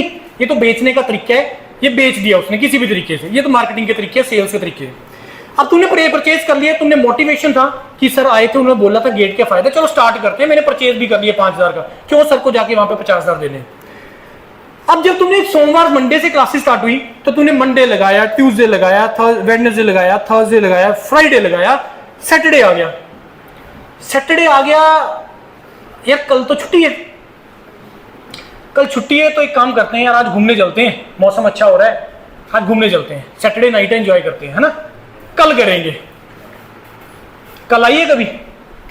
बस फिर टीचर ने बोला था कि जब तुम मंडे को क्लास के लिए आओगे ना, ये सैटरडे वाली क्लास जरूर पढ़ के आना क्योंकि टॉपिक लिंक्ड है। अब क्या होगा, 99% ऑफ द केसेस तुम नहीं करते उसको। फिर मंडे को जब तुम क्लास में बैठोगे, 2-3 कंडीशन, या तो नहीं बैठोगे या बैठोगे। नहीं बैठोगे ये सोच के बैठोगे कि यार एक काम करते हैं, संडे का तो हुई नहीं, पहले मैं सैटरडे वाला कर लेता हूं, फिर मैं मंडे वाला कर लूंगा, फिर मैं ट्यूसडे को हो जाऊंगा। फिर एक क्लास से हो गई 2 क्लास। दूसरा केस कि तुमने लगा ली मंडे वाली क्लास और समझ में नहीं आया, मैं काम करता हूं, मैं सैटरडे मंडे करके फिर ट्यूसडे को आऊंगा। 1 से 2, 2 से 3, 3 से 4, 5, 6, 1 subject, 2 subject, 3 subject, pile up होते चले गए। एक्चुअली तुम्हें रिकॉर्डिंग का एक्सेस मिल रहा था कि तुम्हें अगर कुछ समझ में नहीं आया तुम उसको रिपीट करके देख लो, लेकिन हम उससे कंफर्ट जोन में चले गए कि रिकॉर्डिंग तो चलो मिल ही जाएगी, मैं रिकॉर्डिंग कर लूंगा बाद में, बस फिर वो कभी बात नहीं आती। ये सबसे बड़ा रीजन है मेरे मानने से ऑनलाइन के फेल होने का, कि जहां पे तुम्हें रिकॉर्डिंग एक्सेस मिल गया। दूसरा ऑनलाइन के फेल होने का रीजन ये है, स्पेशली ये जो एडटेक कंपनीज, क्योंकि इन्होंने जिस तरीके से चीजों को बेचते हैं ना, वो तरीका गलत है, वो तरीका गलत है। वो ऐसे लोगों को, आप लोगों को सेल्स के तरीके को अपना के डिस्काउंट दे के, चाहे तुमने 1000 में खरीद लिया, देखा तुमने उस दिन 5,000 खरीदा था, आज 2,000 का मिल गया, ना 5,000 वाले ने पढ़ा ना 2,000 वाले में पढ़ा। लेकिन जब बात आई सक्सेस रेट की, कि कितने लोगों ने ज्वाइन किया, कितना उसका सक्सेस रेट निकला, वो बहुत ही ज्यादा परसेंटेज में कम है, 0.05 से भी कम है वो परसेंटेज। और ये जो कंपनीज हैं जो तुम्हारे सामने आ जाती हैं, क्योंकि फंडिंग लेके बैठी हैं, पैसा लगा रही है, मार्केटिंग खराब करने लगी हुई है, तुम्हें फोर्सफुली दिख रही है, तो जितना लगाया और जितना उसको रिटर्न मिला, ये लॉसेस में है, सारा लॉसेस में है। ये इस बार ये जो आपका पीडब्ल्यू है, ये 1,000 करोड़ का लॉस दिखाया इसने। अब तुम बोलोगे कि सर सब कुछ तो ठीक चल रहा है उसका, बिल्कुल ठीक चल रहा है, कोई दिक्कत नहीं है, लेकिन प्रॉफिट लॉस कैसे होगा यार? कितना तुमने इन्वेस्ट किया, कितना तुम्हें रिटर्न आया, वहीं से आएगा तुम्हारा, वहीं से आएगा कि नहीं आएगा? और ये कभी प्रॉफिट में आ ही नहीं सकेंगे, क्योंकि इन्वेस्टर अकेला ये नहीं देखेगा कि कितना प्रॉफिट हुआ, वो ये भी देखता है कि इस प्रोडक्ट का फायदा भी हुआ कि नहीं हुआ है। समझ में आ रही कि नहीं आ रही बात? ये समझ में आ रही है? हमेशा जिंदगी में एक ऐसा सिस्टम क्रिएट करना, चाहे तुम बिजनेस करो, चाहे जॉब करो या कुछ भी करो, वो तुम्हारा जो सिस्टम है वो सस्टेनेबल होना बहुत ज्यादा जरूरी है। टर्म सुनी होगी आप लोगों ने, सस्टेनेबल। सस्टेनेबल का क्या मतलब होता है? दो डेफिनेशन है मेरी लैंग्वेज में। पहला, सस्टेनेबल का मतलब जिसमें हर किसी का फायदा होना जरूरी है। समझ में आ गई बात? जिसमें हर किसी का फायदा होना जरूरी है। दूसरा, ऐसा भी नहीं होना चाहिए कि मेरा तो फायदा हो रहा है, दूसरे का नुकसान हो रहा है। अगर इन दोनों में से कोई भी, दोनों में से अगर कुछ भी एक गलत हो गया तो वो फेल हो जाएगा सिस्टम, और यही हो रहा है एडटेक के साथ। यूरोपीडिया कैसे सरवाइव कर रहा है? पहला, हम लोग फंडिंग नहीं लेके बैठे हैं। दूसरा, हम लोगों ने ऐसी डोमेन्स में एंटर किया है जिसमें स्टूडेंट की प्रेजेंस कंपलसरी है, जिसमें स्टूडेंट की प्रेजेंस कंपलसरी है, उसको पार्टिसिपेट करना ही पड़ेगा। For example, this Europedia is India's largest platform for interviews, group discussion and group task preparation. अब मेरे को बताओ, इंटरव्यू का तैयारी तुम देख के कर सकते हो? इंटरव्यू का तैयारी तुम लिख के कर सकते हो? इंटरव्यू का तैयारी तुम पढ़ के कर सकते हो? कैसे करोगे इंटरव्यू का तैयारी? बोल के, मॉक लगा के। ग्रुप डिस्कशन का तैयारी कैसे कर सकते हो? ग्रुप में प्रैक्टिस करके। तो हमने ऐसी डोमेन्स में एंटर किया है, and proudly saying right now this is India's largest platform. तकरीबन 5000 प्लस बच्चा इंटरव्यूज का तैयारी करता है। अदरवाइज हमें तो लगता ही नहीं कि सर इंटरव्यू का भी कोई तैयारी होता है। यस, तैयारी होता है, और हम करवा रहे हैं। समझ में आ रही कि नहीं आ रही बात? है तो ऑनलाइन वर्सेस ऑफलाइन। ऑनलाइन एक ही कंडीशन में जाना, ध्यान से सुनना, एक ही कंडीशन में जाना अगर तुम्हारे पास डिसिप्लिन है। उस दिन का काम उस दिन खत्म करना। अगर तुम्हारे में डिसिप्लिन है, then only you go for the online. Otherwise पैसा भी खराब करोगे, टाइम भी खराब करोगे, और अल्टीमेटली पता तुम क्या बोलोगे बीटेक कंप्लीट होने के बाद? ओ, गेट देने को कोई फायदा नहीं है, मत देना, कुछ और देख ले। ये होता है, ये होता है। अदरवाइज मेरे को बताओ, तुम्हें मैंने इतनी चीजें बताई, हाउ यू कैन से कि गेट देने का फायदा नहीं होगा? हो ही नहीं सकता। गेट एग्जाम की दो सबसे बड़े फायदे, दो ब्यूटीज। सबसे पहला, एक एग्जाम दो, मल्टीपल अपॉर्चुनिटीज ओपन होती है। दूसरा, आज के टाइम पे अगर तुम्हें, जैसे मैंने पहले बताया, तुम कितने भी नंबर ले आओ, 35, 40, 45, 50, 60, 70, 80, तुम कितने भी नंबर ले आओ, तुम्हें उससे करियर ओपन हो जाएगा। ये मैं आज से 3-4 साल पहले नहीं बोल रहा था, और आज से 2-3 साल बाद नहीं बोलूंगा। रीजन तुम्हें मैं बता चुका हूं। मैं बात आगे कि नहीं आगे? समझ में? समझ में आगे बात की नहीं आगे? हाय ना तो बोलो, ऊपर से निकल गई है। This is the beautiful exam. I call this exam as a beautiful. अगर आप मेरी वीडियो देखोगे गेट से रिलेटेड, मैं पहली स्टेटमेंट यही रहती है, GATE is the beautiful exam, क्योंकि इसके थ्रू तुम्हारे पास मल्टीपल अपॉर्चुनिटीज ओपन होती है। ऑनलाइन सिर्फ एक ही कंडीशन में जाना, अगर तुम्हारे अंदर डिसिप्लिन है, जो मैं मान के चल रहा हूं 99.9% केसेस में नहीं होता है। ऑफलाइन के केस में क्या होता है, तुम्हें फोर्सफुली डिसिप्लिन आता है कि भाई अगर मैं नहीं गया, कोचिंग नहीं गया, तो मेरा मिस हो गया तो हो गया, फीस भी दे चुका हूं मैं। बात आ रही कि नहीं समझ में? राइट। तो ऑफलाइन के चक्कर में मत पड़, सॉरी ऑनलाइन के चक्कर में मत पड़ना। Try to go for the online. In the end, any query if you have, कोई भी डाउट तुम्हारे दिमाग में आ रहा है, कुछ भी, I will be more than happy to answer.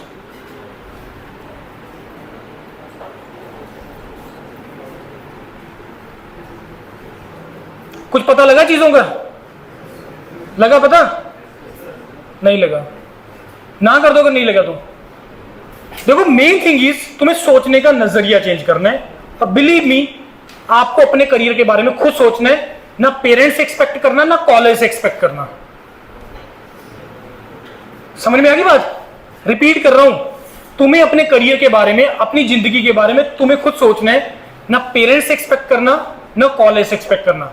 Parents सिर्फ पैसा लगा पाएंगे और कॉलेज सिर्फ आपको डिग्री दे पाएगा, दैट्स इट।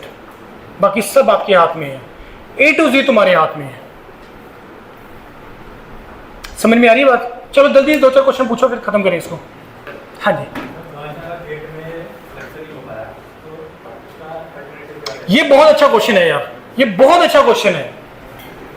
इंडिया में कौन सा ऐसा एग्जाम है जिसमें सक्सेस रेट सबसे कम है? हाँ?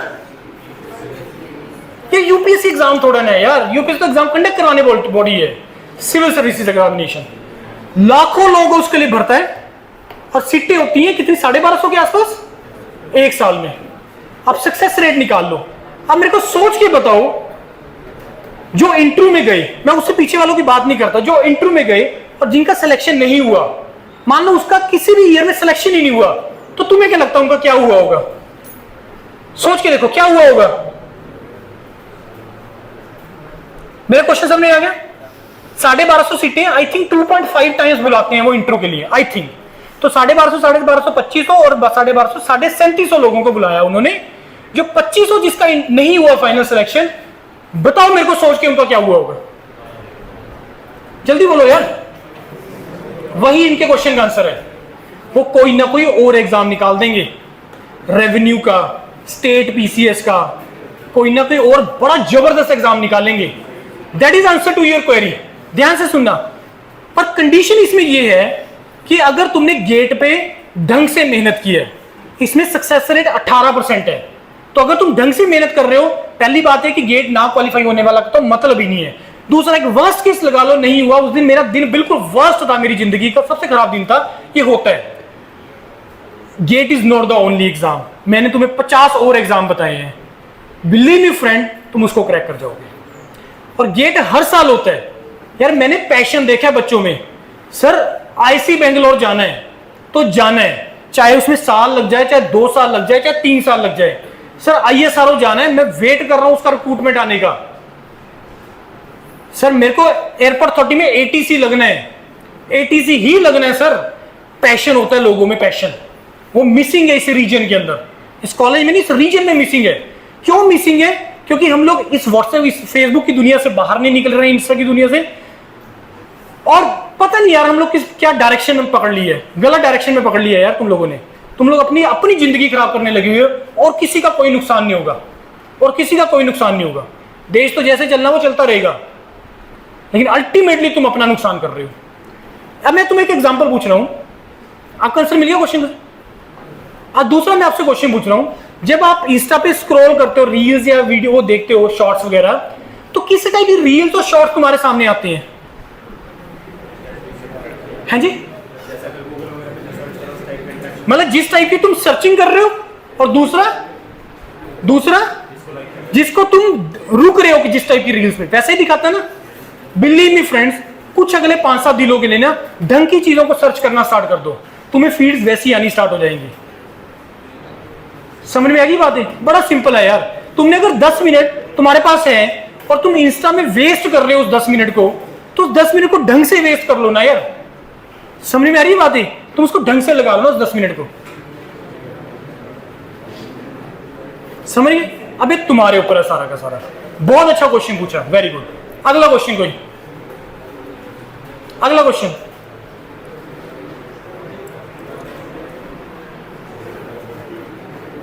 बताओ जल्दी करो। चैट जीपीटी से पूछ लो कि हमारे यहाँ पे कोई गेट के लिए आया प्रेजेंटेशन देने के लिए, कुछ क्वेश्चन बताओ उनको पूछने के लिए। ये बहुत निकम्मा कर दिया इन्होंने, बहुत ज्यादा।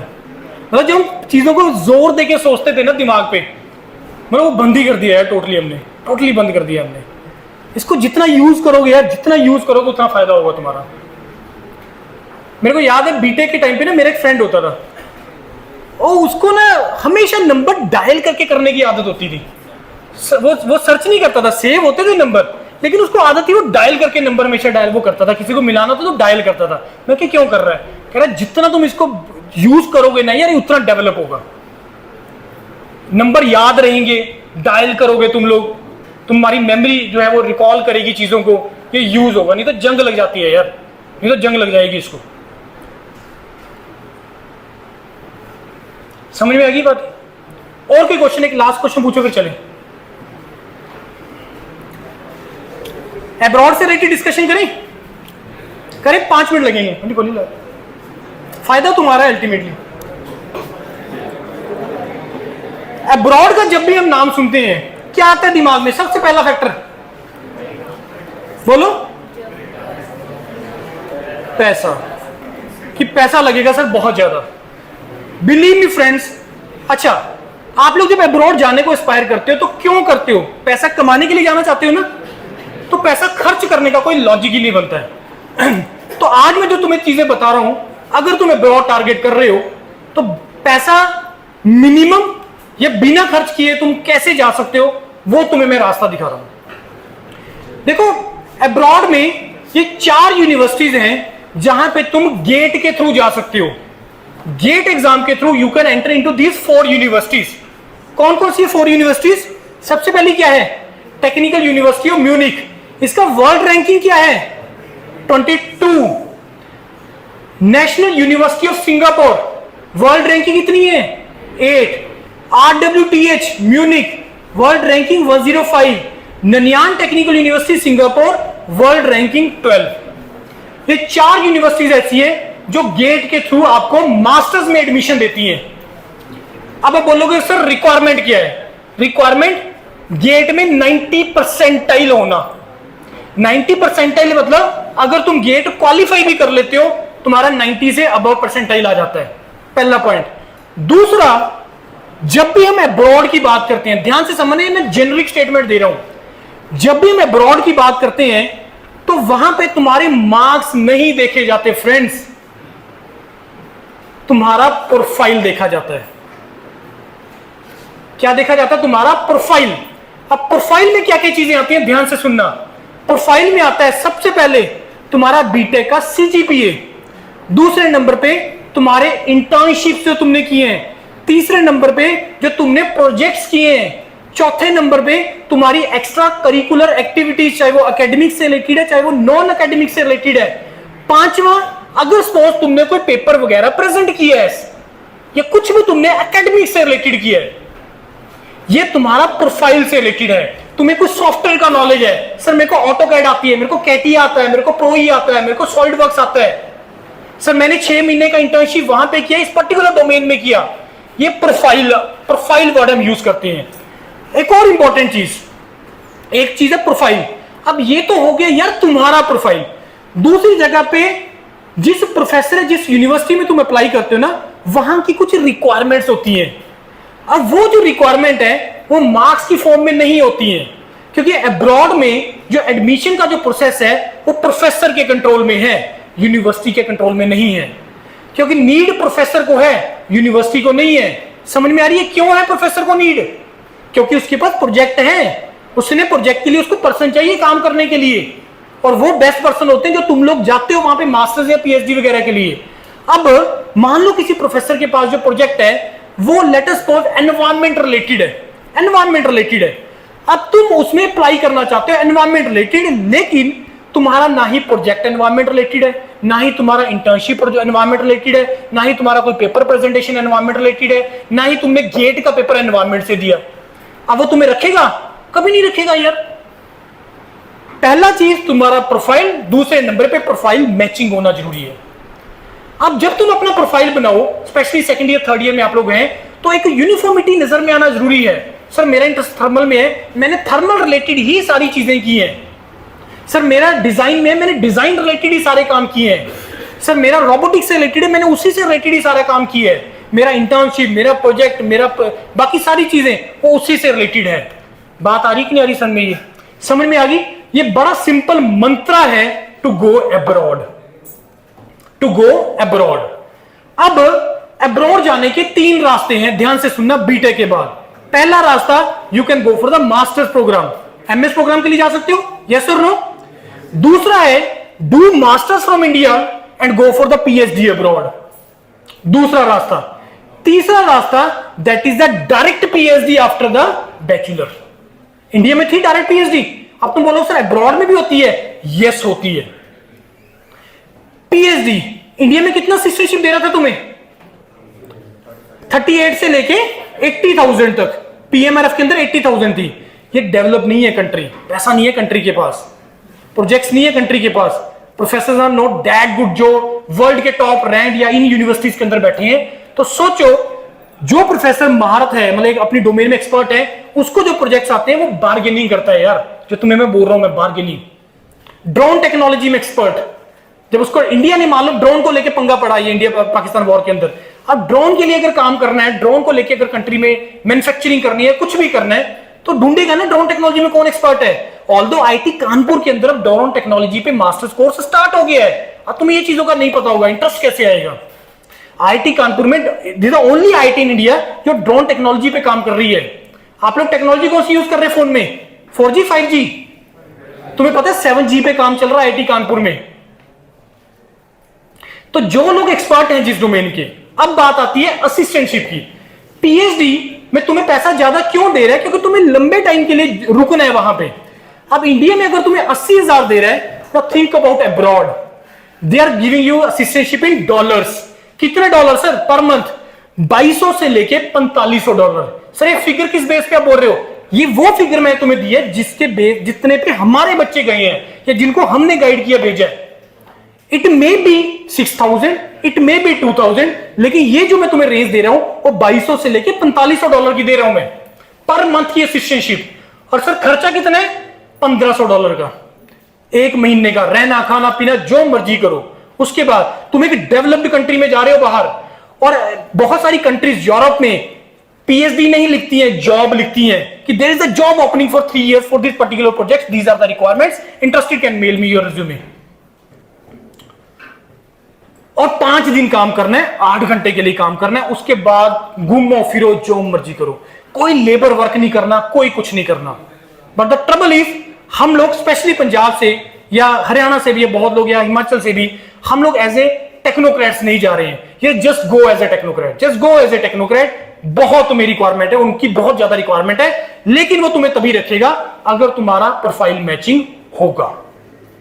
तो पहला तरीका मास्टर्स का। अब मास्टर्स में अब एक एक करके डिस्कस करते हैं। मास्टर्स में क्या ट्रबल है? पैसा ज्यादा लगता है क्लियरली। इंडिया में कितना दे रहा है? 12,400। अब्रॉड में कभी तुम वो सिर्फ फीस वेव ऑफ करते हैं, खर्चा खुर्चे से कोरिलेशन नहीं है, वो तुम्हें असिस्टेंटशिप नहीं देते हैं मास्टर्स में। मास्टर्स में तुम्हारी फीस वेव ऑफ होती है। सर कितनी हो सकती है? 0% से लेके 100% तक, डिपेंड करता है उनके पास कितनी फंडिंग पड़ी है। लेकिन इसके अलावा फिर बहुत सारी स्कॉलरशिप्स हैं। जैसे फॉर एग्जांपल सिंगापुर की एक स्कॉलरशिप है, सिंगा स्कॉलरशिप, उसमें 100% तक फीस वेव ऑफ हो जाती है। दूसरा है यूरोप के अंदर डार्ट स्कॉलरशिप, जर्मनी के अंदर DAAD डार्ट स्कॉलरशिप। तीसरा है इरास्मस मंडस स्कॉलरशिप। सुना किसी ने इसका नाम? अब ये बड़ी जबरदस्त चीज है, ध्यान से सुनना। इरास्मस मंडस स्कॉलरशिप ये मास्टर प्रोग्राम के लिए होती है। मास्टर प्रोग्राम इसमें क्या है? पूरे यूरोप में तुम 3 यूनिवर्सिटी से मास्टर्स कर सकते हो, कंबाइंड मास्टर्स होता है ये। तुम्हारा सारा रहना खाना पीना travelling fees A to Z free है, एवरीथिंग इज फ्री। और टोटल 300 से 350 इंडियंस वहां पे जा सकते हैं एक साल के अंदर। पिछले साल का डाटा है ओनली अराउंड 170 के आसपास स्टूडेंट गए, ओनली 170 के आसपास। हमसे ज्यादा तो पाकिस्तान वाले चले गए 250 plus. Awareness, it's all about awareness और मजबूरी, जो मर्जी लगा लो। समझ में आ रही कि नहीं आ रही बात? तो Erasmus Mundus scholarship is very big thing. अभी हम लोगों ने इसको अवेयर करना स्टार्ट किया स्टूडेंट्स को इंडिया के अंदर, यूरोपीडिया ग्लोबल प्लेटफॉर्म के ऊपर हमने भी स्टार्ट किया इस प्रोसेस को। So you all can go for that. लेकिन अगेन फिर से वही है, इट्स नॉट लाइक कि सर अप्लाई किया और एडमिशन हो गया, ऐसा नहीं है। तुम्हारा प्रोफाइल मैटर करेगा। क्या मैटर करेगा? तुम्हारा प्रोफाइल मैटर करेगा। प्रोफाइल में क्या चीजें आ गई तुम्हें पता लग गया? तुम्हारा CGPA, तुम्हारा इंटर्नशिप, तुम्हारा बीटेक प्रोजेक्ट और तुम्हारी जो एक्स्ट्रा एक्टिविटीज हैं, सारी चीजें मैटर करती हैं। बात आगे समझ में नहीं आ गई? अब ये था मास्टर्स के लिए ना। Second way, do masters from India and go for the PhD abroad. क्यों? क्योंकि PhD फुली फंडेड है, खर्चा तुम्हारा होना नहीं है। कितना खर्चा है सर? PhD में जाने का कितना खर्चा है? ध्यान से सुनो, PhD में जाने का कितना खर्चा है? Maximum 2 lakh maximum. और तुम्हें असिस्टेंटशिप मिनिमम 2200 मिल गया मान लो, 1500 तुम्हारा खर्चा, 700 तुम्हारा बचता है, 500 भी तुम बचता मिलाओगे, 8 5 40, जो तुम्हारा 2 लाख खर्चा हुआ है तुम पहले ही 4-5 साल में पूरा कर लेते हो। पहले 4-5 साल में पूरा। और ये तो मैं मिनिमम लेके चल रहा हूं PhD। तीसरा तरीका that is the direct PhD programme. Direct PhD programme, direct PhD में again profile matters, same selection criteria है जो तुम्हारा MTech के बाद PhD के लिए होता है, सेम क्राइटेरिया तुम्हारे प्रोफाइल के ऊपर। अब यहां पे रोल आता है तुम्हारी यूनिवर्सिटी शॉर्टलिस्टिंग का तुम्हारा एक प्रोफाइल है। अब वो प्रोफाइल यहां पे हम रिवर्स इंजीनियरिंग लगाते हैं। रिवर्स इंजीनियरिंग क्या, बजाय कि डायरेक्टली यूनिवर्सिटी को रैंडमली अप्लाई करने के, यूनिवर्सिटी आइडेंटिफाई करो, प्रोफेसर आइडेंटिफाई करो, प्रोफाइल मैचिंग करो, प्रोफेसर को मेल करना स्टार्ट कर दो। क्या मेल करना है, तुम्हारे डॉक्यूमेंट्स बहुत मैटर करते हैं। प्रोफेसर को क्या मेल करना है, statement of purpose, research proposal, cover letters, motivation letters, तुम्हारा रिज्यूमे, ये सारी चीजों का रोल है। काम किया होना एक चीज है, लेकिन काम को प्रेजेंट कैसे करना वो दूसरी चीज होती है, वो डॉक्यूमेंट्स के थ्रू होता है। बात आ रही कि नहीं आ रही समझ में, ये समझ में आ गई बातें। और एक और बड़ी अच्छी चीज है, अगर तुम डायरेक्ट पीएचडी या पीएचडी के लिए अब्रॉड जाते हो, 3 साल के बाद अगर तुम वहां पे जॉब ले लेते हो, then you can go to the professor कि सर मेरा अभी जॉब लग गया है, मेरे को पैसे का नीड है, अभी मैं पीएचडी कंटिन्यू नहीं कर सकता, तुम्हें वो एमएस का डिग्री देके एग्जिट कर देंगे। एमएस का डिग्री देके एग्जिट कर देंगे। यही तुम चाहते थे, पूरी स्कॉलरशिप के साथ हो गया, खर्चा भी नहीं आया और कर लिया।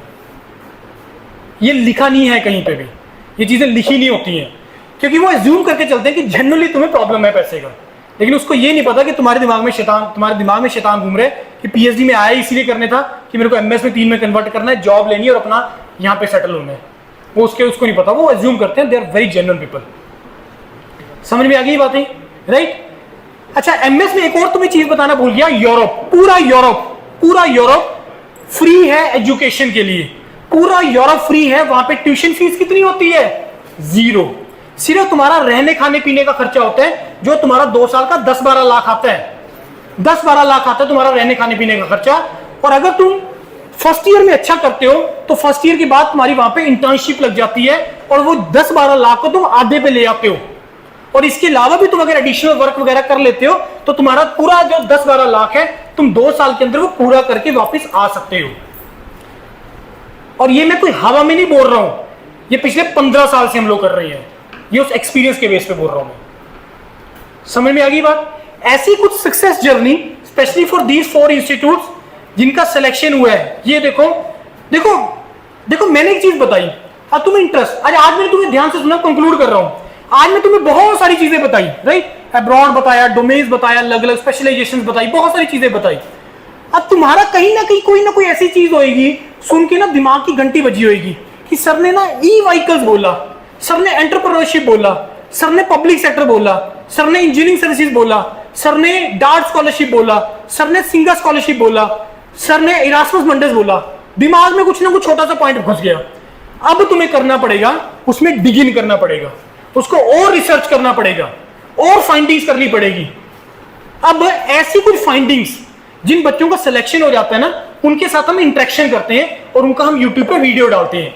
ये पर्सन क्या करेगा, अपनी सारी स्टोरी डिस्कस करेगा, राइट फ्रॉम जब वो कॉलेज में था टिल देयर सिलेक्शन, कैसे उसने पूरा पाथ फॉलो किया, ये बच्चे बताते हैं। इन सक्सेस स्टोरीज को सुनना बहुत ज्यादा जरूरी है। पिछला था TUM का, ये भी TUM थ्रू गेट स्मर्थ। ये लड़का है आयुष, NTU NUS दोनों में सिलेक्शन हो गया था इसका। इसकी सक्सेस स्टोरी सुनना, इसने IT नहीं ज्वाइन किया, मतलब इसको IT ने पता नहीं को रिजेक्ट किया था या ज्वाइन किया, अगले साल इसको NTU NUS मिला। ये खुंदक में गया था, इसकी सुनना सक्सेस स्टोरी को, इसको आयुष को। ये लड़का देखो क्या है, ये लड़का जालंधर का है। ये टाइटल पढ़ना क्या लिखा हुआ है, पढ़ना, could not gate IITs but got NUS। इसने गेट का एग्जाम दिया लेकिन इसका IIT में सिलेक्शन नहीं हुआ, NUS में सिलेक्शन हो गया। NUS कितनी रैंक थी, 8th।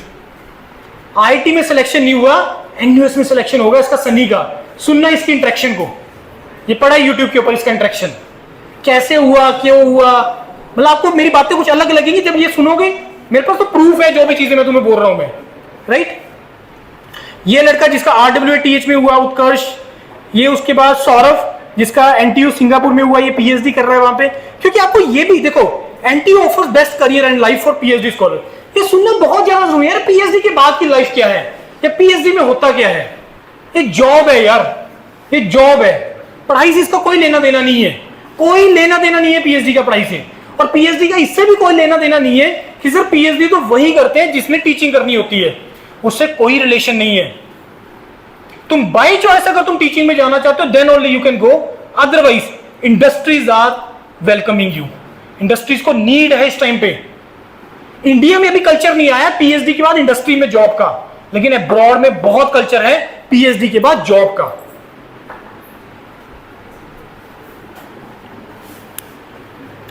Ayush, let's start. तुम्हारे लिए स्टार्ट है, मेरे लिए स्टार्ट नहीं है ये। तो मेरे कहने का मतलब है यार, बहुत अपॉर्चुनिटीज हैं, there are so many opportunities available. बस ये एक्सप्लोर करने वाली बात है। बहुत बड़ी है ये दुनिया, बहुत बड़ी दुनिया। और हमें भी हर बार कुछ ना कुछ नया सीखने को मिलता है। ये स्कॉलरशिप, सिंगा स्कॉलरशिप, डार्ट स्कॉलरशिप, इरास्मस के बारे में हमें कैसे पता लगा यार, जब हमने डिग इन करना स्टार्ट किया। पहले हम एक चीज के लिए गाइड कर रहे थे। अच्छा एग्जांपल, डायरेक्ट पीएचडी पहले हमें लगता था कि सिर्फ यूएसए में होती है बच्चों का, किसी यूएसए की यूनिवर्सिटीज लेती है, ऑस्ट्रेलिया में यूनिवर्सिटीज ले रही है। फिर हमें लगा यूएसए और ऑस्ट्रेलिया ही लेती है, यूरोप के अंदर बहुत सारी कंट्रीज में यूनिवर्सिटीज ले रही है। फिर यूरोप ये आ गया तो सारा कुछ आ गया। एनटीयू एनयूएस लेती है डायरेक्ट पीएचडी के लिए। बात आ रही नहीं आ रही समझ? जब तक तुम चीजों में डिग इन नहीं करोगे, अंदर नहीं जाओगे, तुम्हें नहीं पता लगेगा चीजों का। अब तुम्हारे ऊपर है, यही बोल के एंड कर रहा हूं, ये तुम्हारे ऊपर है कि तो अब तुम्हें अगले 4-5 साल कैसे स्पेंड करना चाहते हो। अगर तुम अच्छा करियर चाहते हो, बिलीव मी फ्रेंड्स, अगले 4-5 साल दबा के मेहनत करनी है, दबा के मेहनत करनी है। और गेट एक ऐसा एग्जाम है जो इजीएस्ट वे है करियर बनाने का, इजीएस्ट वे है करियर बनाने का। बात आ गई समझ? मंडी दूसरी स्लाइड लगा पहले। अच्छा थोड़ा सा मैं तुम्हें अपने बारे में बताना चाहूंगा। We are based in sector 34 Chandigarh. हमारे 3 प्लेटफॉर्म है। एक है सबसे पहले इंजीनियर्स करियर पॉइंट, जो हमने स्टार्ट किया था 2000 जो हमने स्टार्ट किया था 2011 के अंदर। 15 साल का हमारा ऑफलाइन का जर्नी है। Then in 2017 we started this Yourpedia online platform, क्योंकि 2016-17 के बाद इंजीनियरिंग में डाउनफॉल आना स्टार्ट हो गया था। और सबसे पहला जो इंपैक्ट आया था वो इस रीजन के अंदर आया था, नॉर्थ के अंदर। ऑनलाइन में कोई लिमिट नहीं, पूरा India. Then in 2021 we explored global opportunities. Yourpedia global we launched in 2021 में हमने योरपीडिया ग्लोबल प्लेटफॉर्म जो है वो लॉन्च किया। तो इंजीनियर्स करियर पॉइंट जो आपको पंजाब, हरियाणा, हिमाचल, चंडीगढ़, जम्मू कश्मीर, इन 4-5 स्टेट्स की स्टूडेंट्स को जो कैटर करता है वो सेक्टर 4 चंडीगढ़, क्योंकि यहाँ पे हमारे पास ऑफलाइन स्टूडेंट्स आते हैं। प्रिपरेशन हम लोग यहाँ पे करवाते हैं, GATE, engineering services, state JEE examination का प्रिपरेशन यहाँ पे करवाते हैं। योरपीडिया इज द प्लेटफॉर्म जो पैन इंडिया आपको अपॉर्चुनिटीज बताता है, और ग्लोबल इज द प्लेटफॉर्म जो अब्रॉड से रिलेटेड आप लोगों को अपॉर्चुनिटीज बताता है। बात आ गई समझ? कोई क्वेरी अब आपका जो है, एक लास्ट क्वेरी लेंगे और इसको फिनिश करें।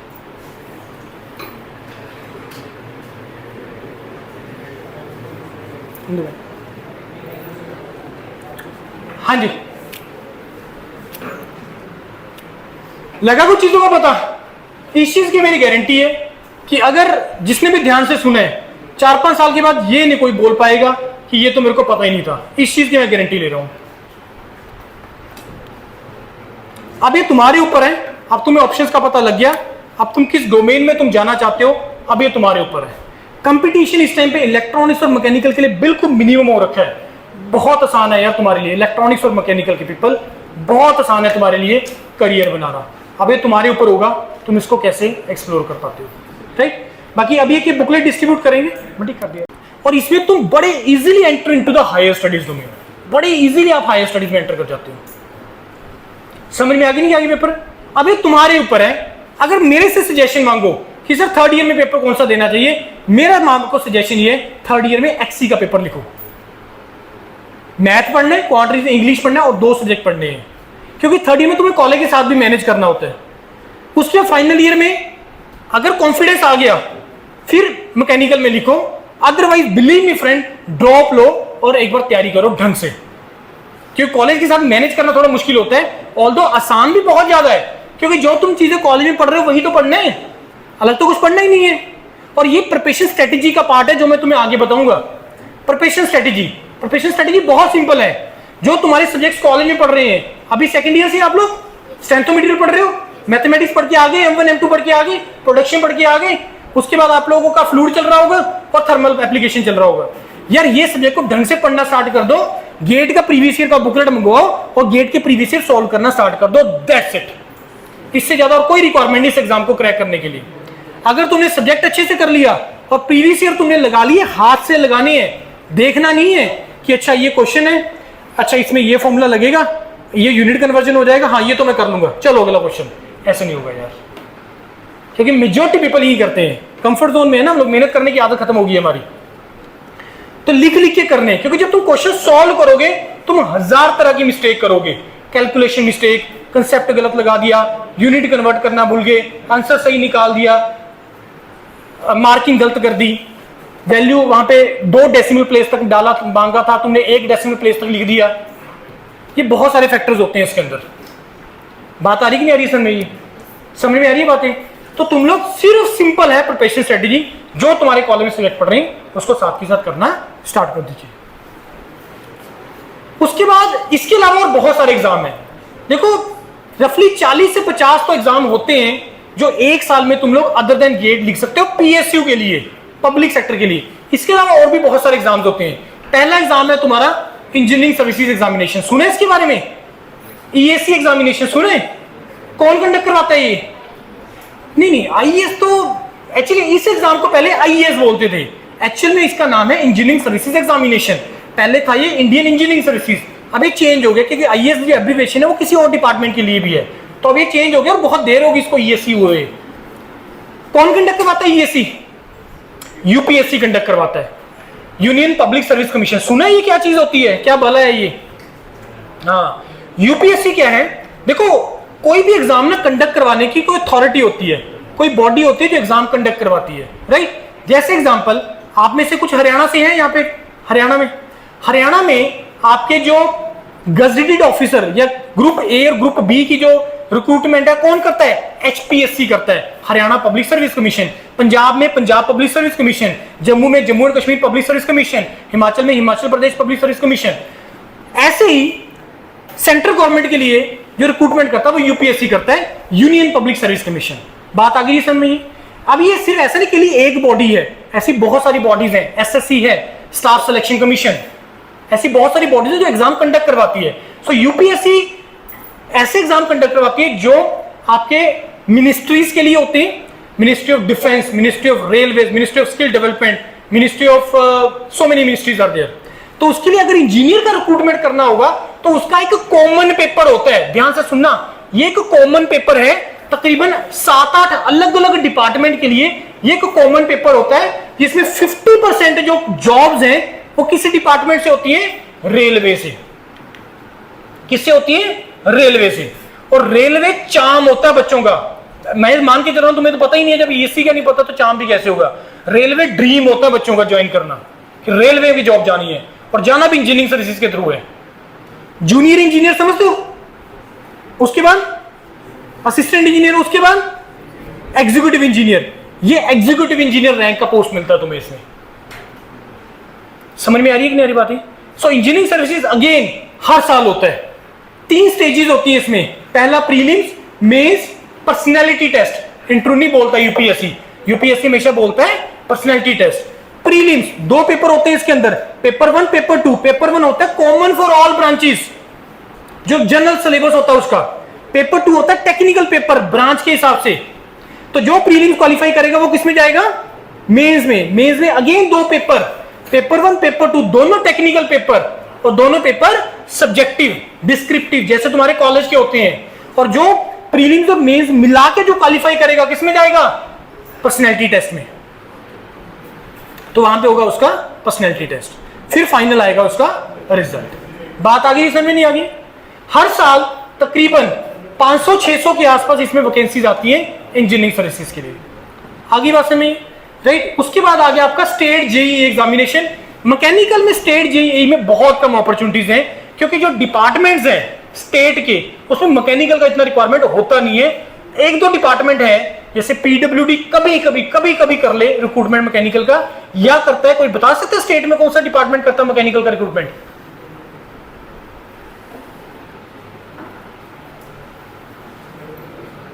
क्या पता है तुम्हें?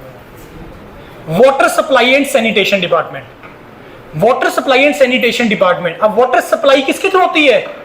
पानी की सप्लाई किसके थ्रू हो रही है? पंप्स। अब पंप्स मैकेनिकल का रोल आता है वहां पे। तो water supply and sanitation department में मैकेनिकल का रिक्रूटमेंट होता है, सिर्फ यही एक डिपार्टमेंट है। इसके अलावा फिर सेंट्रल गवर्नमेंट के डिपार्टमेंट, सेंट्रल गवर्नमेंट में there are so many departments. अब यहां पे लेकिन मैकेनिकल की रिक्वायरमेंट बहुत ज्यादा होती है। डिपार्टमेंट्स लाइक, यार बस करो यार, तुम्हें पहले ही टोक दिए यार, military engineering services, CPWD, central water commission, central power, border road organisations, there are रफली 7-8 डिपार्टमेंट्स जिसके लिए अगेन कॉमन पेपर होता है एसएससी जेई का, और हर साल होता है।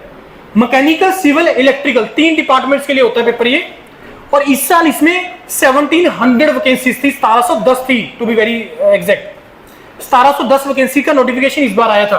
अगर आप लोगों में से कोई डिप्लोमा होल्डर है कोई डिप्लोमा होल्डर यहाँ पे भरा था किसी ने एसएससी जेई? अब फायदा भी नहीं है भरने का ऐसे बिना तैयारी के। अब इसके बाद आना है आरआरबी जेई रेलवेज में। तो डिप्लोमा होल्डर के लिए भी आप लोगों में बहुत ज्यादा रिक्वायरमेंट होती है जूनियर इंजीनियर का, नो डाउट वहां पे बीटेक भी एलिजिबल होते हैं। लेकिन मेरा मानना यह है कि जिस दिन तुम जेई लग गए उस दिन तुम 10 साल पीछे चले जाओगे, क्योंकि जेई से एई का रिक्रूटमेंट कम से कम 8 से 10 साल लेता है। तो अगर तुम जेई लग गए ठीक है, गुड, बीटेक के लेवल का एई का एग्जाम्स का प्रिपरेशन कंटिन्यू रखना है, राइट। उसके बाद रेलवे में बहुत अच्छी बात यह हुई पिछले साल कि रेलवे नहीं है ना, इससे पहले रेलवे करता था हर 5 साल के बाद रिक्रूटमेंट, इलेक्शन से जस्ट पहले।